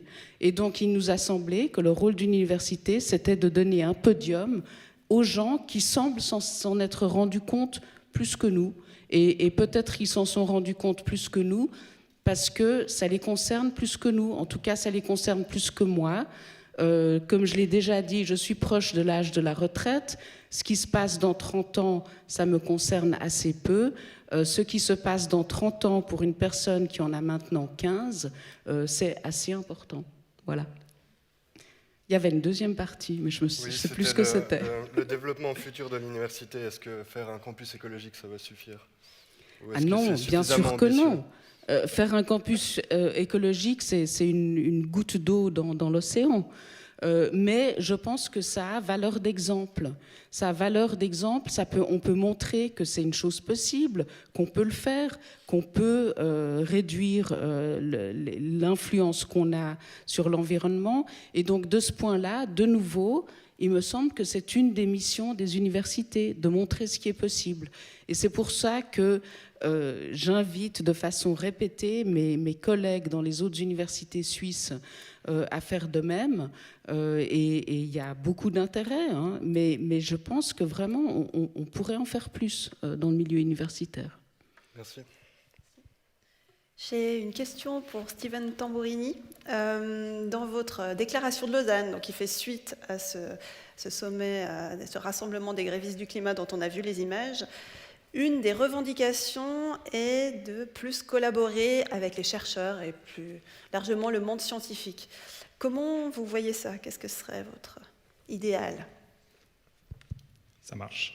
Donc avant tout, j'aimerais dire que je vais m'exprimer, disons, ça ne sort pas tout de ma tête ce que je vais dire, et c'est vraiment le fruit de nombreuses discussions avec les grévistes, les scientifiques et la société civile.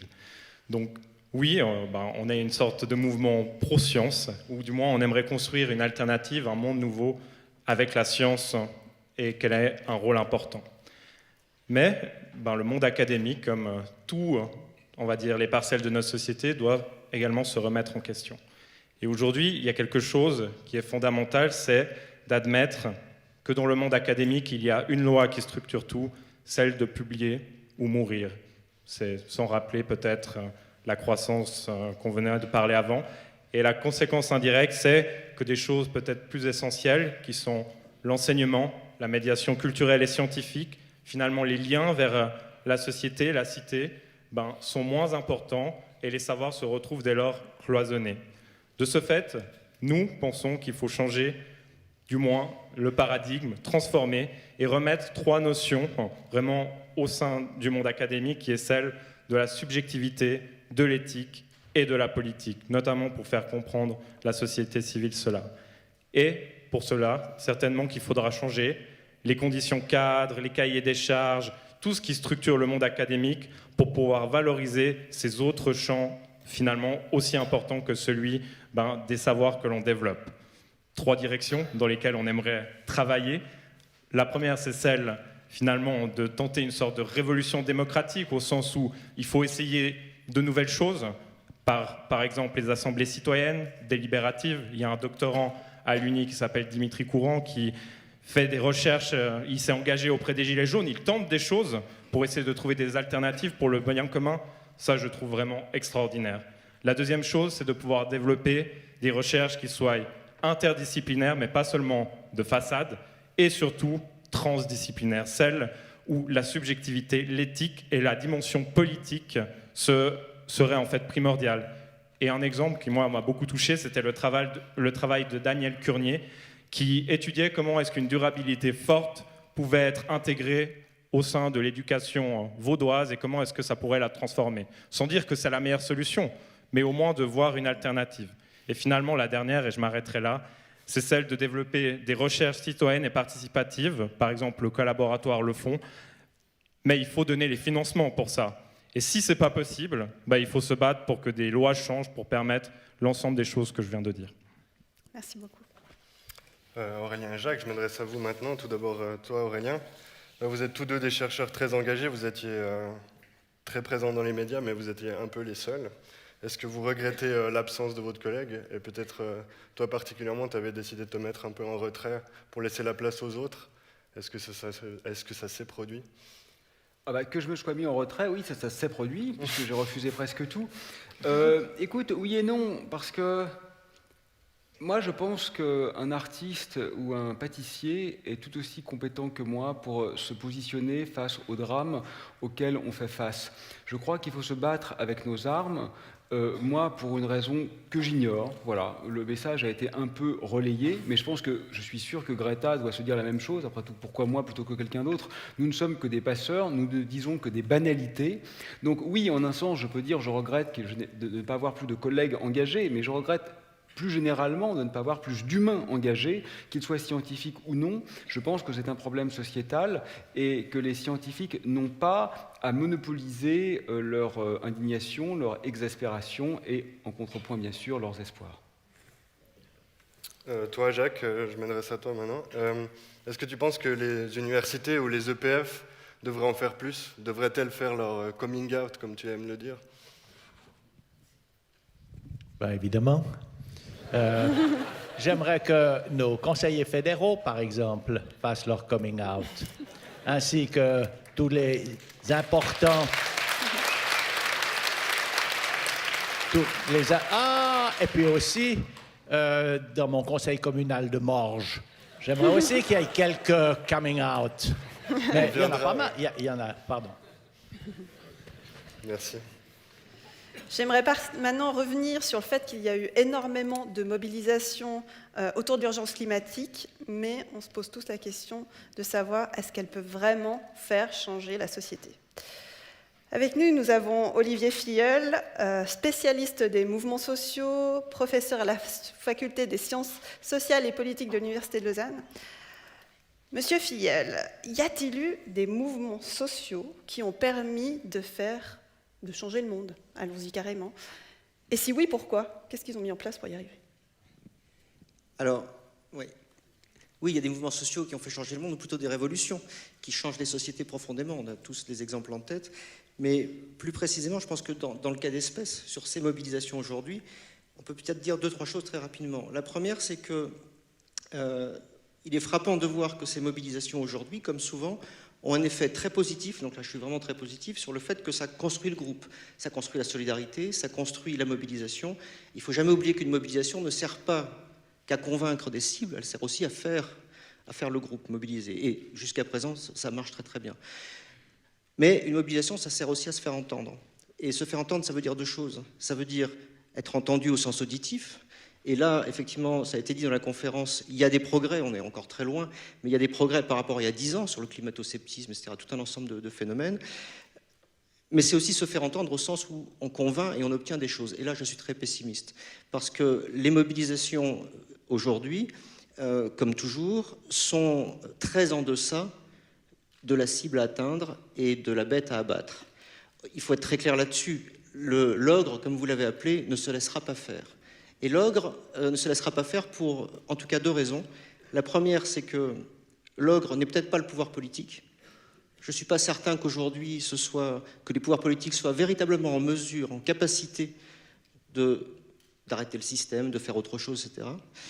Et la seconde raison, c'est que je n'ai aucun exemple en tête, historique, aucun, d'une mobilisation, d'une révolution qui triomphe sans violence. C'est-à-dire sans heurts. Autrement dit, la lutte pour le climat ne sera pas un dîner de gala, comme disait l'autre, et la lutte pour le climat sera plutôt une partie de chasse. Et donc il faut être clair là-dessus, sans affrontement, c'est-à-dire donc sans la pratique de la désobéissance civile, sans d'autres formes de blocage des flux, des circulations. Je ne parle pas de violence physique. Il y a sans aucun doute des tas de moyens qu'il est possible d'imaginer ou d'utiliser, parce qu'ils ont déjà été utilisés, qui sont disruptifs véritablement et qui font que le pouvoir politique, empêché en quelque sorte de maintenir les routines du monde, est obligé de réagir. Il ne se passera rien, mais véritablement rien, sans en quelque sorte ce grain de sable qui viendra gripper le fonctionnement routinier de nos activités. Voilà. Merci beaucoup.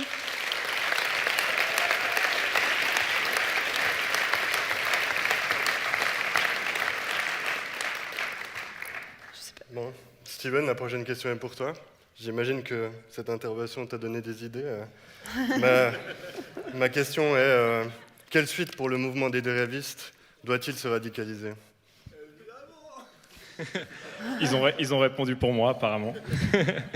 Donc, vendredi dernier, la grève du climat, du coup, Vaud, a annoncé l'acte 2. Bon, brièvement, l'acte 1, en fait, ça a consisté en 3 choses. C'est-à-dire de mettre à l'agenda politique les enjeux climatiques et environnementaux. Le deuxième, structurer le mouvement au niveau local, régional, national et on l'a vu, européen, on espère bientôt international.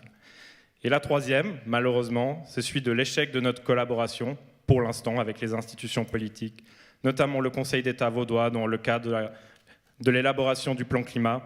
Et plus largement, on fait un constat de l'inertie justement du système socio-économique et politique. Donc l'acte 2, c'est à peu près ce que tu as dit, Aurélien, c'est une approche un peu fractale, en quatre directions, comme ça tout le monde pourra y trouver ce qu'il a envie.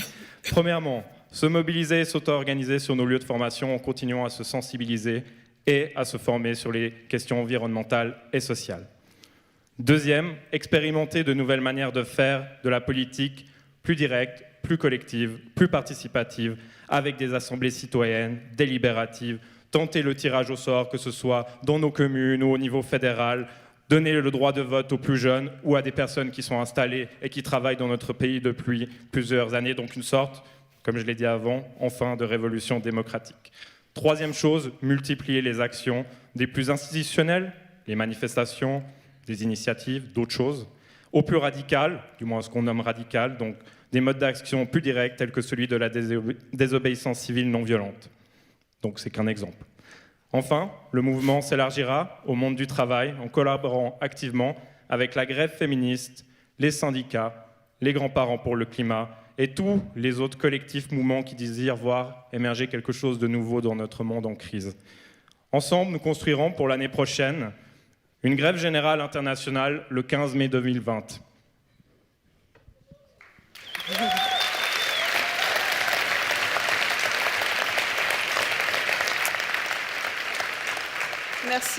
Merci beaucoup, Steven. Je souhaiterais rebondir sur cette question d'association entre des mouvements, des grèves. On a la chance d'avoir ici, présente dans le public, Marine Eyman, qui est membre de la grève féministe. Donc, ce qui s'est passé, c'est que vous avez associé ces deux mouvements, vous êtes rejoints, vous avez fait une convergence des luttes. Pourquoi ? Et qu'est-ce que vous attendez concrètement de cette convergence des luttes ? Alors c'est drôle parce qu'on parle, c'est le nouveau mot, la convergence des luttes. Sauf que c'est pas un coming out, hein, c'est pas depuis hier que en fait grève du climat et grève féministe travaillent ensemble. Je pense qu'on a une prise de conscience dans les deux mouvements que grève féministe et grève du climat sont intrinsèquement liés. On promeut les deux un changement de système radical parce que on a compris, et en fait je pense que c'est ça où on voit je pense jusqu'où on est allé, c'est qu'on sait très bien que les mouvements de gauche généralement se déchirent plutôt que s'allient les uns avec les autres. Et là, le fait d'avoir grève féministe, grève du climat, Extinction Rebellion, qui se lient ensemble et qui construisent ensemble, ça prouve bien qu'on est dans un système dramatique qui nous amène à notre perte. Et donc je pense qu'on s'est rendu compte de ça, et du coup maintenant on a décidé de constituer un collectif écoféministe mixte qui va réaliser des conférences, des ateliers, des débats pour pouvoir parler de la question de comment est-ce qu'on va faire pour lutter ensemble, et puis qu'est-ce qui fait, pourquoi ça fait sens en fait que nos deux mouvements et les mouvements qui voudront se rallier à nous se joignent à nous. Et je pense que ça, c'est aussi une des nécessités des mouvements sociaux, c'est cette question aussi de pouvoir discuter de nouvelles thématiques, de changer, de pousser les frontières du possible et du pensable. Et je pense qu'en tant que chercheur, chercheuse, enseignant, enseignante, c'est aussi le rôle de l'université d'être un laboratoire politique et social. Et moi qui suis maintenant chercheuse à l'université, c'est l'université que je souhaite pour demain, véritablement. Merci.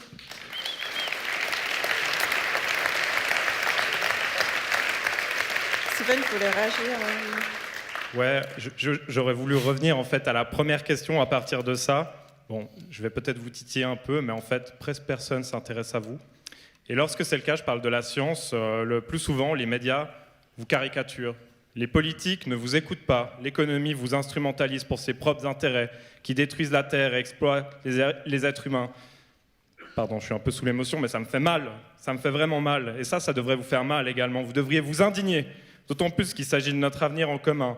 Et les scientifiques, vous êtes unanimes des risques qui sont liés aux enjeux climatiques et environnementaux, et ça depuis déjà très longtemps. En 73, voilà, il y avait le rapport Mido et on savait déjà qu'on allait droit dans le mur.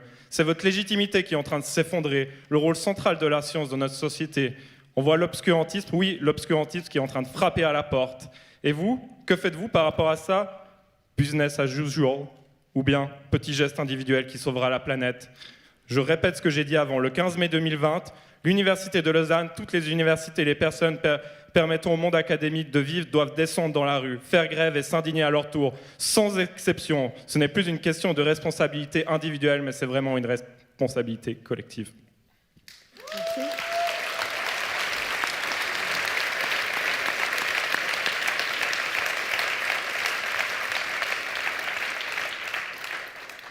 Je vous propose maintenant d'ouvrir les questions au public.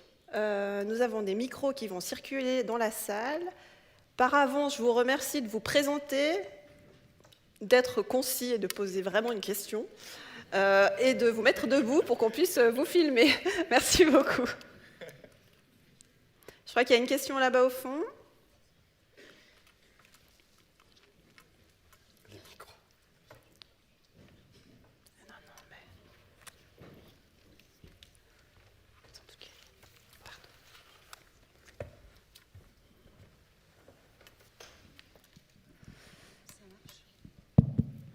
Voilà, le micro a été... Bonjour, bonjour à tous. Valentine Piton, climatologue, écologue, et depuis moins d'une année engagée en politique auprès des Verts, actuellement candidate pour le Conseil national, également conseillère communale à la Tour de Paix, où je rencontre les mêmes problèmes qu'au Conseil communal de Morges.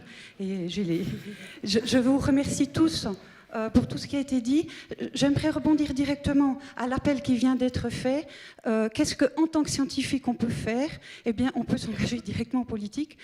Effectivement, face au désespoir qui m'animait en tant que scientifique et face à l'inaction qui était en cours, finalement la norme encore l'année passée. Heureusement, les choses ont commencé à bien changer. Eh bien, voilà, il est possible de s'engager et de directement amener la science dans la politique. Et dans ce cas-là, effectivement, le discours doit se politiser. Donc, je le dis, je suis évidemment engagée auprès des Verts vaudois.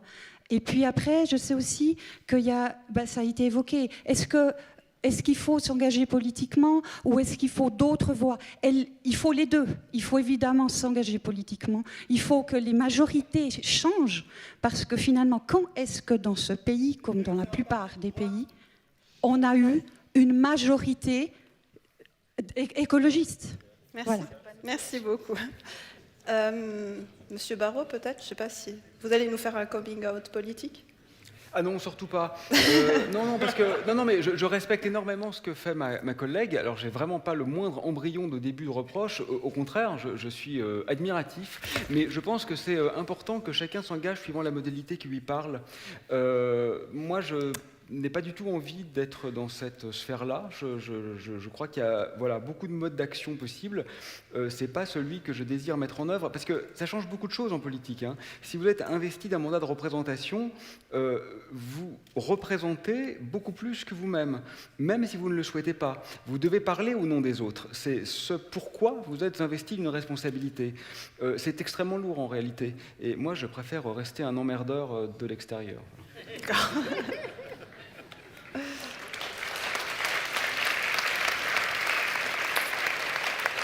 Je propose de prendre une autre question du public, à moins que quelqu'un veuille réagir, mais sinon... Il y a une question au milieu de la salle, juste devant vous. Oui.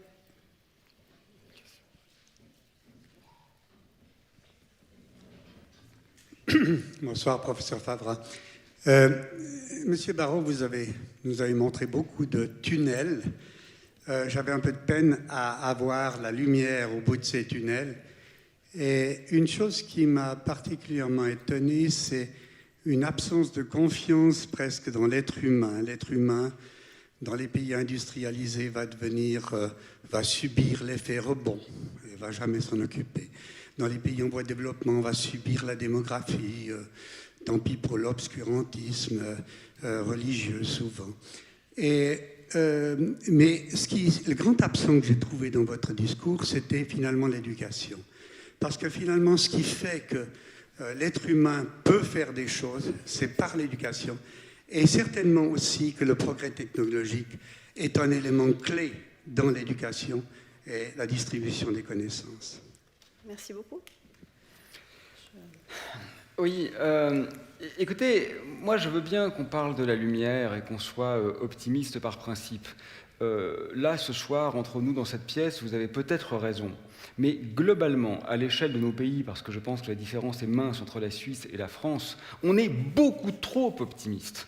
Le curseur est à fond du côté d'un optimisme qui est totalement déraisonnable. Il n'y a aucun indicateur scientifique sérieux qui nous permette d'être optimistes. Aucun. Alors, on peut croire au Père Noël, on peut croire en Dieu, on peut croire au miracle, on peut croire en ses enfants. Tout ça est autorisé, et j'ai des enfants d'ailleurs. Donc, bien sûr que je pense qu'il faut garder certaines formes d'espoir. Mais je trouve, ce n'est pas du tout à vous personnellement que je fais cette remarque, mais globalement, ça commence à bien faire de se remettre simplement en une croyance qui me semble complètement irrationnelle, en un miracle qui ne se profile pas. Donc, je dirais qu'en ce qui me concerne, je ne fais pas ce pari. Après, je suis d'accord avec vous, l'éducation a un rôle très important. Mais il ne faut pas non plus trop se défausser. National Geographic, que je pense être un journal sérieux, a sorti il y a quelques semaines un sondage qui montrait que la tranche d'âge dans laquelle il y avait le plus de climato-scepticisme, c'était les 18-22 ans.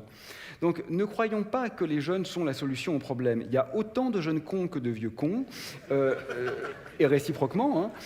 Donc ça serait se défausser, je trouve, une fois de plus, que de dire, bon, on a échoué, mais eux vont s'en occuper. Peut-être, peut-être pas. Ça va dépendre de ce qui se passe maintenant. Et mon point de désaccord, mais vous le savez, donc je ne vais pas y revenir, c'est sur votre dernière remarque. Je pense que la technologie n'est pas à jeter. J'utilise un téléphone portable et un ordinateur portable et je ne compte pas y renoncer. Mais il n'empêche que globalement, je crois qu'aujourd'hui, elle joue dans le mauvais sens. Je pense que le développement des ultra-hautes technologies joue à contre et non pas à pour. Je pense que la 5e génération de téléphones portables n'aide pas à la transition écologique. Je pense qu'elle contribue à la condamner. Et il me semble que l'effort à faire aujourd'hui, ce n'est pas de développer des ultra-hautes technologies qui, de toute façon, vont dans la mauvaise direction parce que le problème, c'est l'utilisation, la surutilisation énergétique. Je pense que l'effort à faire aujourd'hui, c'est une forme de sobriété technique. Bon, sur ce point, nous ne sommes pas d'accord. J'ai peut-être tort, je ne peux pas démontrer ce que je dis, mais il me semble quand même que l'analyse rationnelle factuelle va aujourd'hui dans ce sens.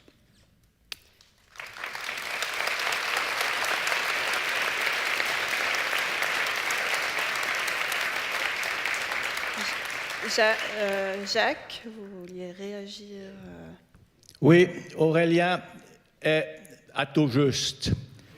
C'est catastrophique. Ça va très mal. Mais il y a quelques obscénités à en rester là. Cette énumération, et ça ne va pas. Voyez, ça c'est les grands-parents pour le climat.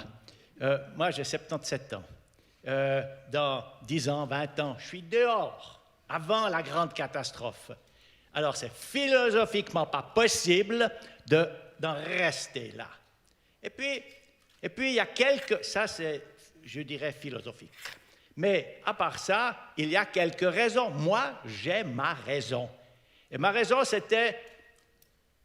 Il y a, depuis août de l'année passée, là, c'est vrai, j'étais très sombre et je n'avais pas beaucoup de raisons de voir différemment. Mais depuis août de l'année passée, il s'est passé des choses étonnantes. Eh oui. Et où sera-t-on dans une année? Ben, on peut avoir de l'espoir. Et on peut avoir de l'espoir, et nous, les vieux, nous, tous ceux qui ont du pouvoir, ceux qui ont de la politique, qui ont des moyens, eh bien, ont un moyen de participer à cet espoir. On se bat pour que les jeunes, les enfants aient un avenir. C'est pas foutu.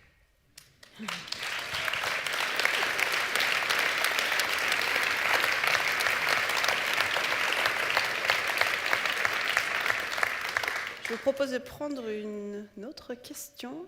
Il y a une question là devant, par exemple.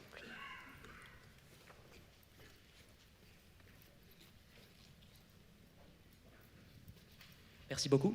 Déjà, j'aimerais vous remercier tous pour l'occasion que vous nous donnez de nous enrichir et discuter de ces questions absolument indispensables. Merci Aurélien de ta conférence.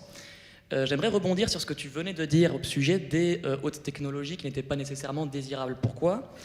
Parce qu'au cours de ta conférence, tu as également évoqué la possibilité d'un monde ultra technologique, justement, qui permettrait la survie de l'espèce humaine. La question se posant, quel représentant de l'espèce humaine cette solution permettrait-elle de conserver ? La question que je voulais poser, c'était au sujet des forces de réaction que tu as évoquées, qui défendent justement les intérêts des plus pollueurs.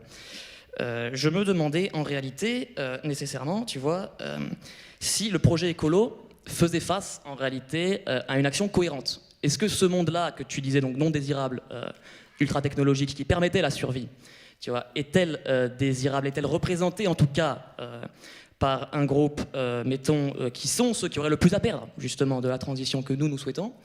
Et dès lors, en fait, est-ce que cette convergence que nous venions d'évoquer entre les mouvements sociaux n'est pas tout simplement l'aboutissement du mouvement social traditionnel ?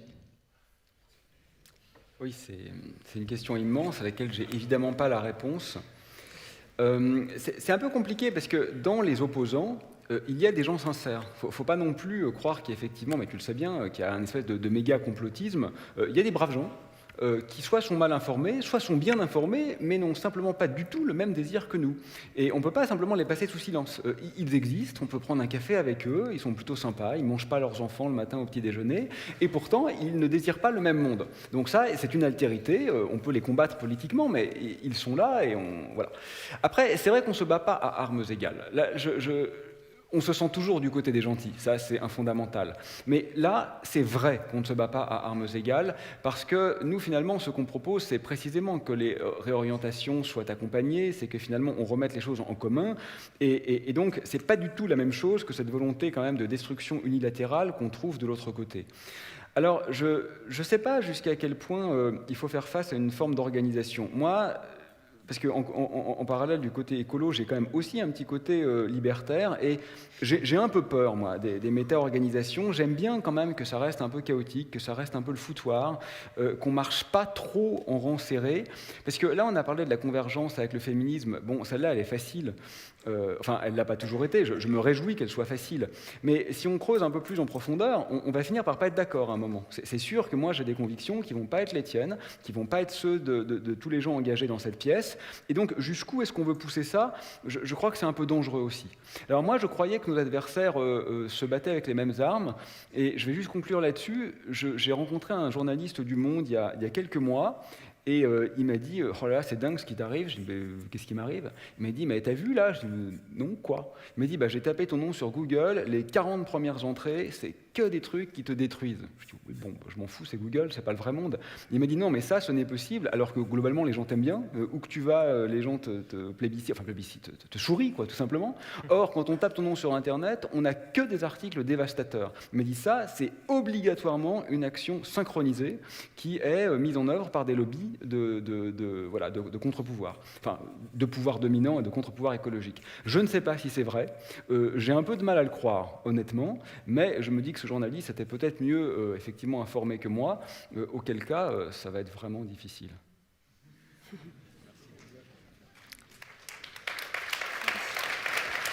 Mais peut-être quelqu'un a une réponse sur le fond, j'ai un peu répondu que sur la forme. Je vous propose de prendre encore une question avant de... Alors, le défi, ça va être de poser une question rapide, succincte, précise. Il y a une... du climat. Il y a une... Bon, comment on choisit, alors Tirage au sort. Il y a la... Allez-y. Bonsoir. Alors, je suis une femme trentenaire et chercheur en biochimie. Concrètement, j'ai saisi l'urgence, j'ai pas compris comment agir. Si l'effort individuel est nécessaire mais pas suffisant, si, à l'exception de l'engagement politique dont on a parlé, quels sont mes leviers ?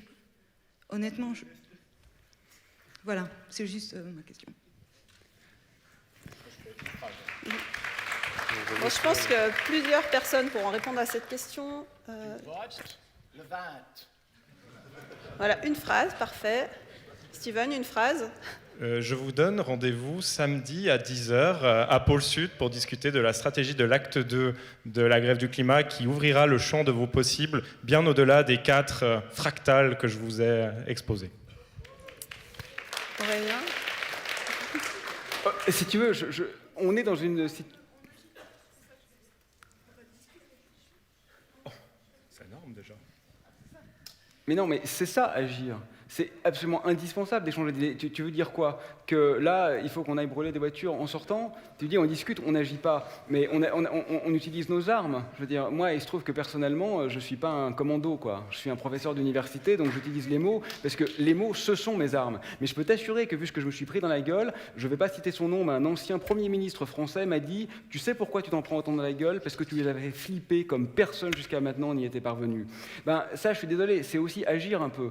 Et si tu veux, on est face à la fin du monde, là, quand même, en quelque sorte. Il peut pas y avoir 3 recettes de cuisine qui fait que tu rentres chez toi, tu fais ça et tout va bien, quoi. On est face à une inertie sociétale qui a 3 siècles derrière elle. On est face à une civilisation techno-industrielle qui a toute la puissance avec elle. Ben oui, il y a un boulot énorme, quoi. Mais il me semble que, bon, bah, j'ai dû me planter, mais si j'ai tracé 10 axes d'action avec quelques clés d'action dans chacun des axes, c'est parce qu'il n'y a pas un truc simple à faire. Bah ouais, je sais bien.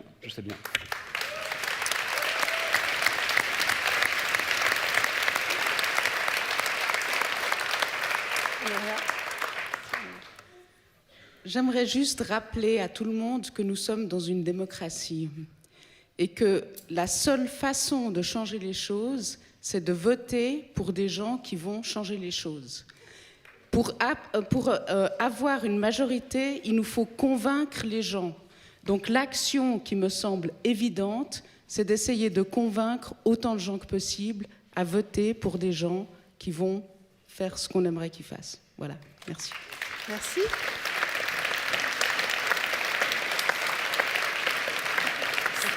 Aurélien Barraud, Steven Tambourini, Jacques Dubochet, Nouria Hernandez, nous vous remercions chaleureusement pour vos apports à cette table ronde. Vous pouvez rester avec nous. Nous allons redonner la parole à Léa et Paul pour cet événement. Merci beaucoup. Jacques Dubochet, vous pouvez venir avec nous. On vous récupère.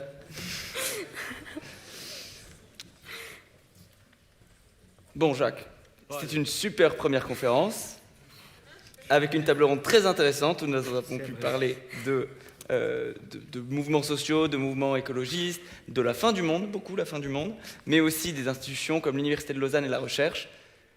C'est quoi les prochaines étapes pour ce cycle de conférences Envie d'agir? Alors, il a fallu 2 ans pour mettre en route celle-ci. Bon, vous jugez.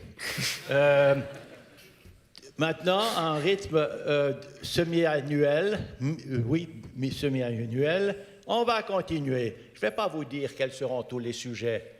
Il y en a un, voilà, non, je ne vous les dirai pas. Il y en a un qui me tient particulièrement à cœur, c'est que va-t-on faire dans le futur avec notre savoir sur l'ADN? Il y aura d'autres sujets. Merci beaucoup. Merci à tous les intervenants.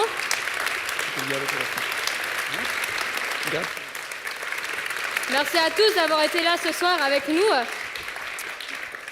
À la sortie, vous pouvez aller discuter avec des étudiants qui représentent des associations qui contribuent à la durabilité sur le campus.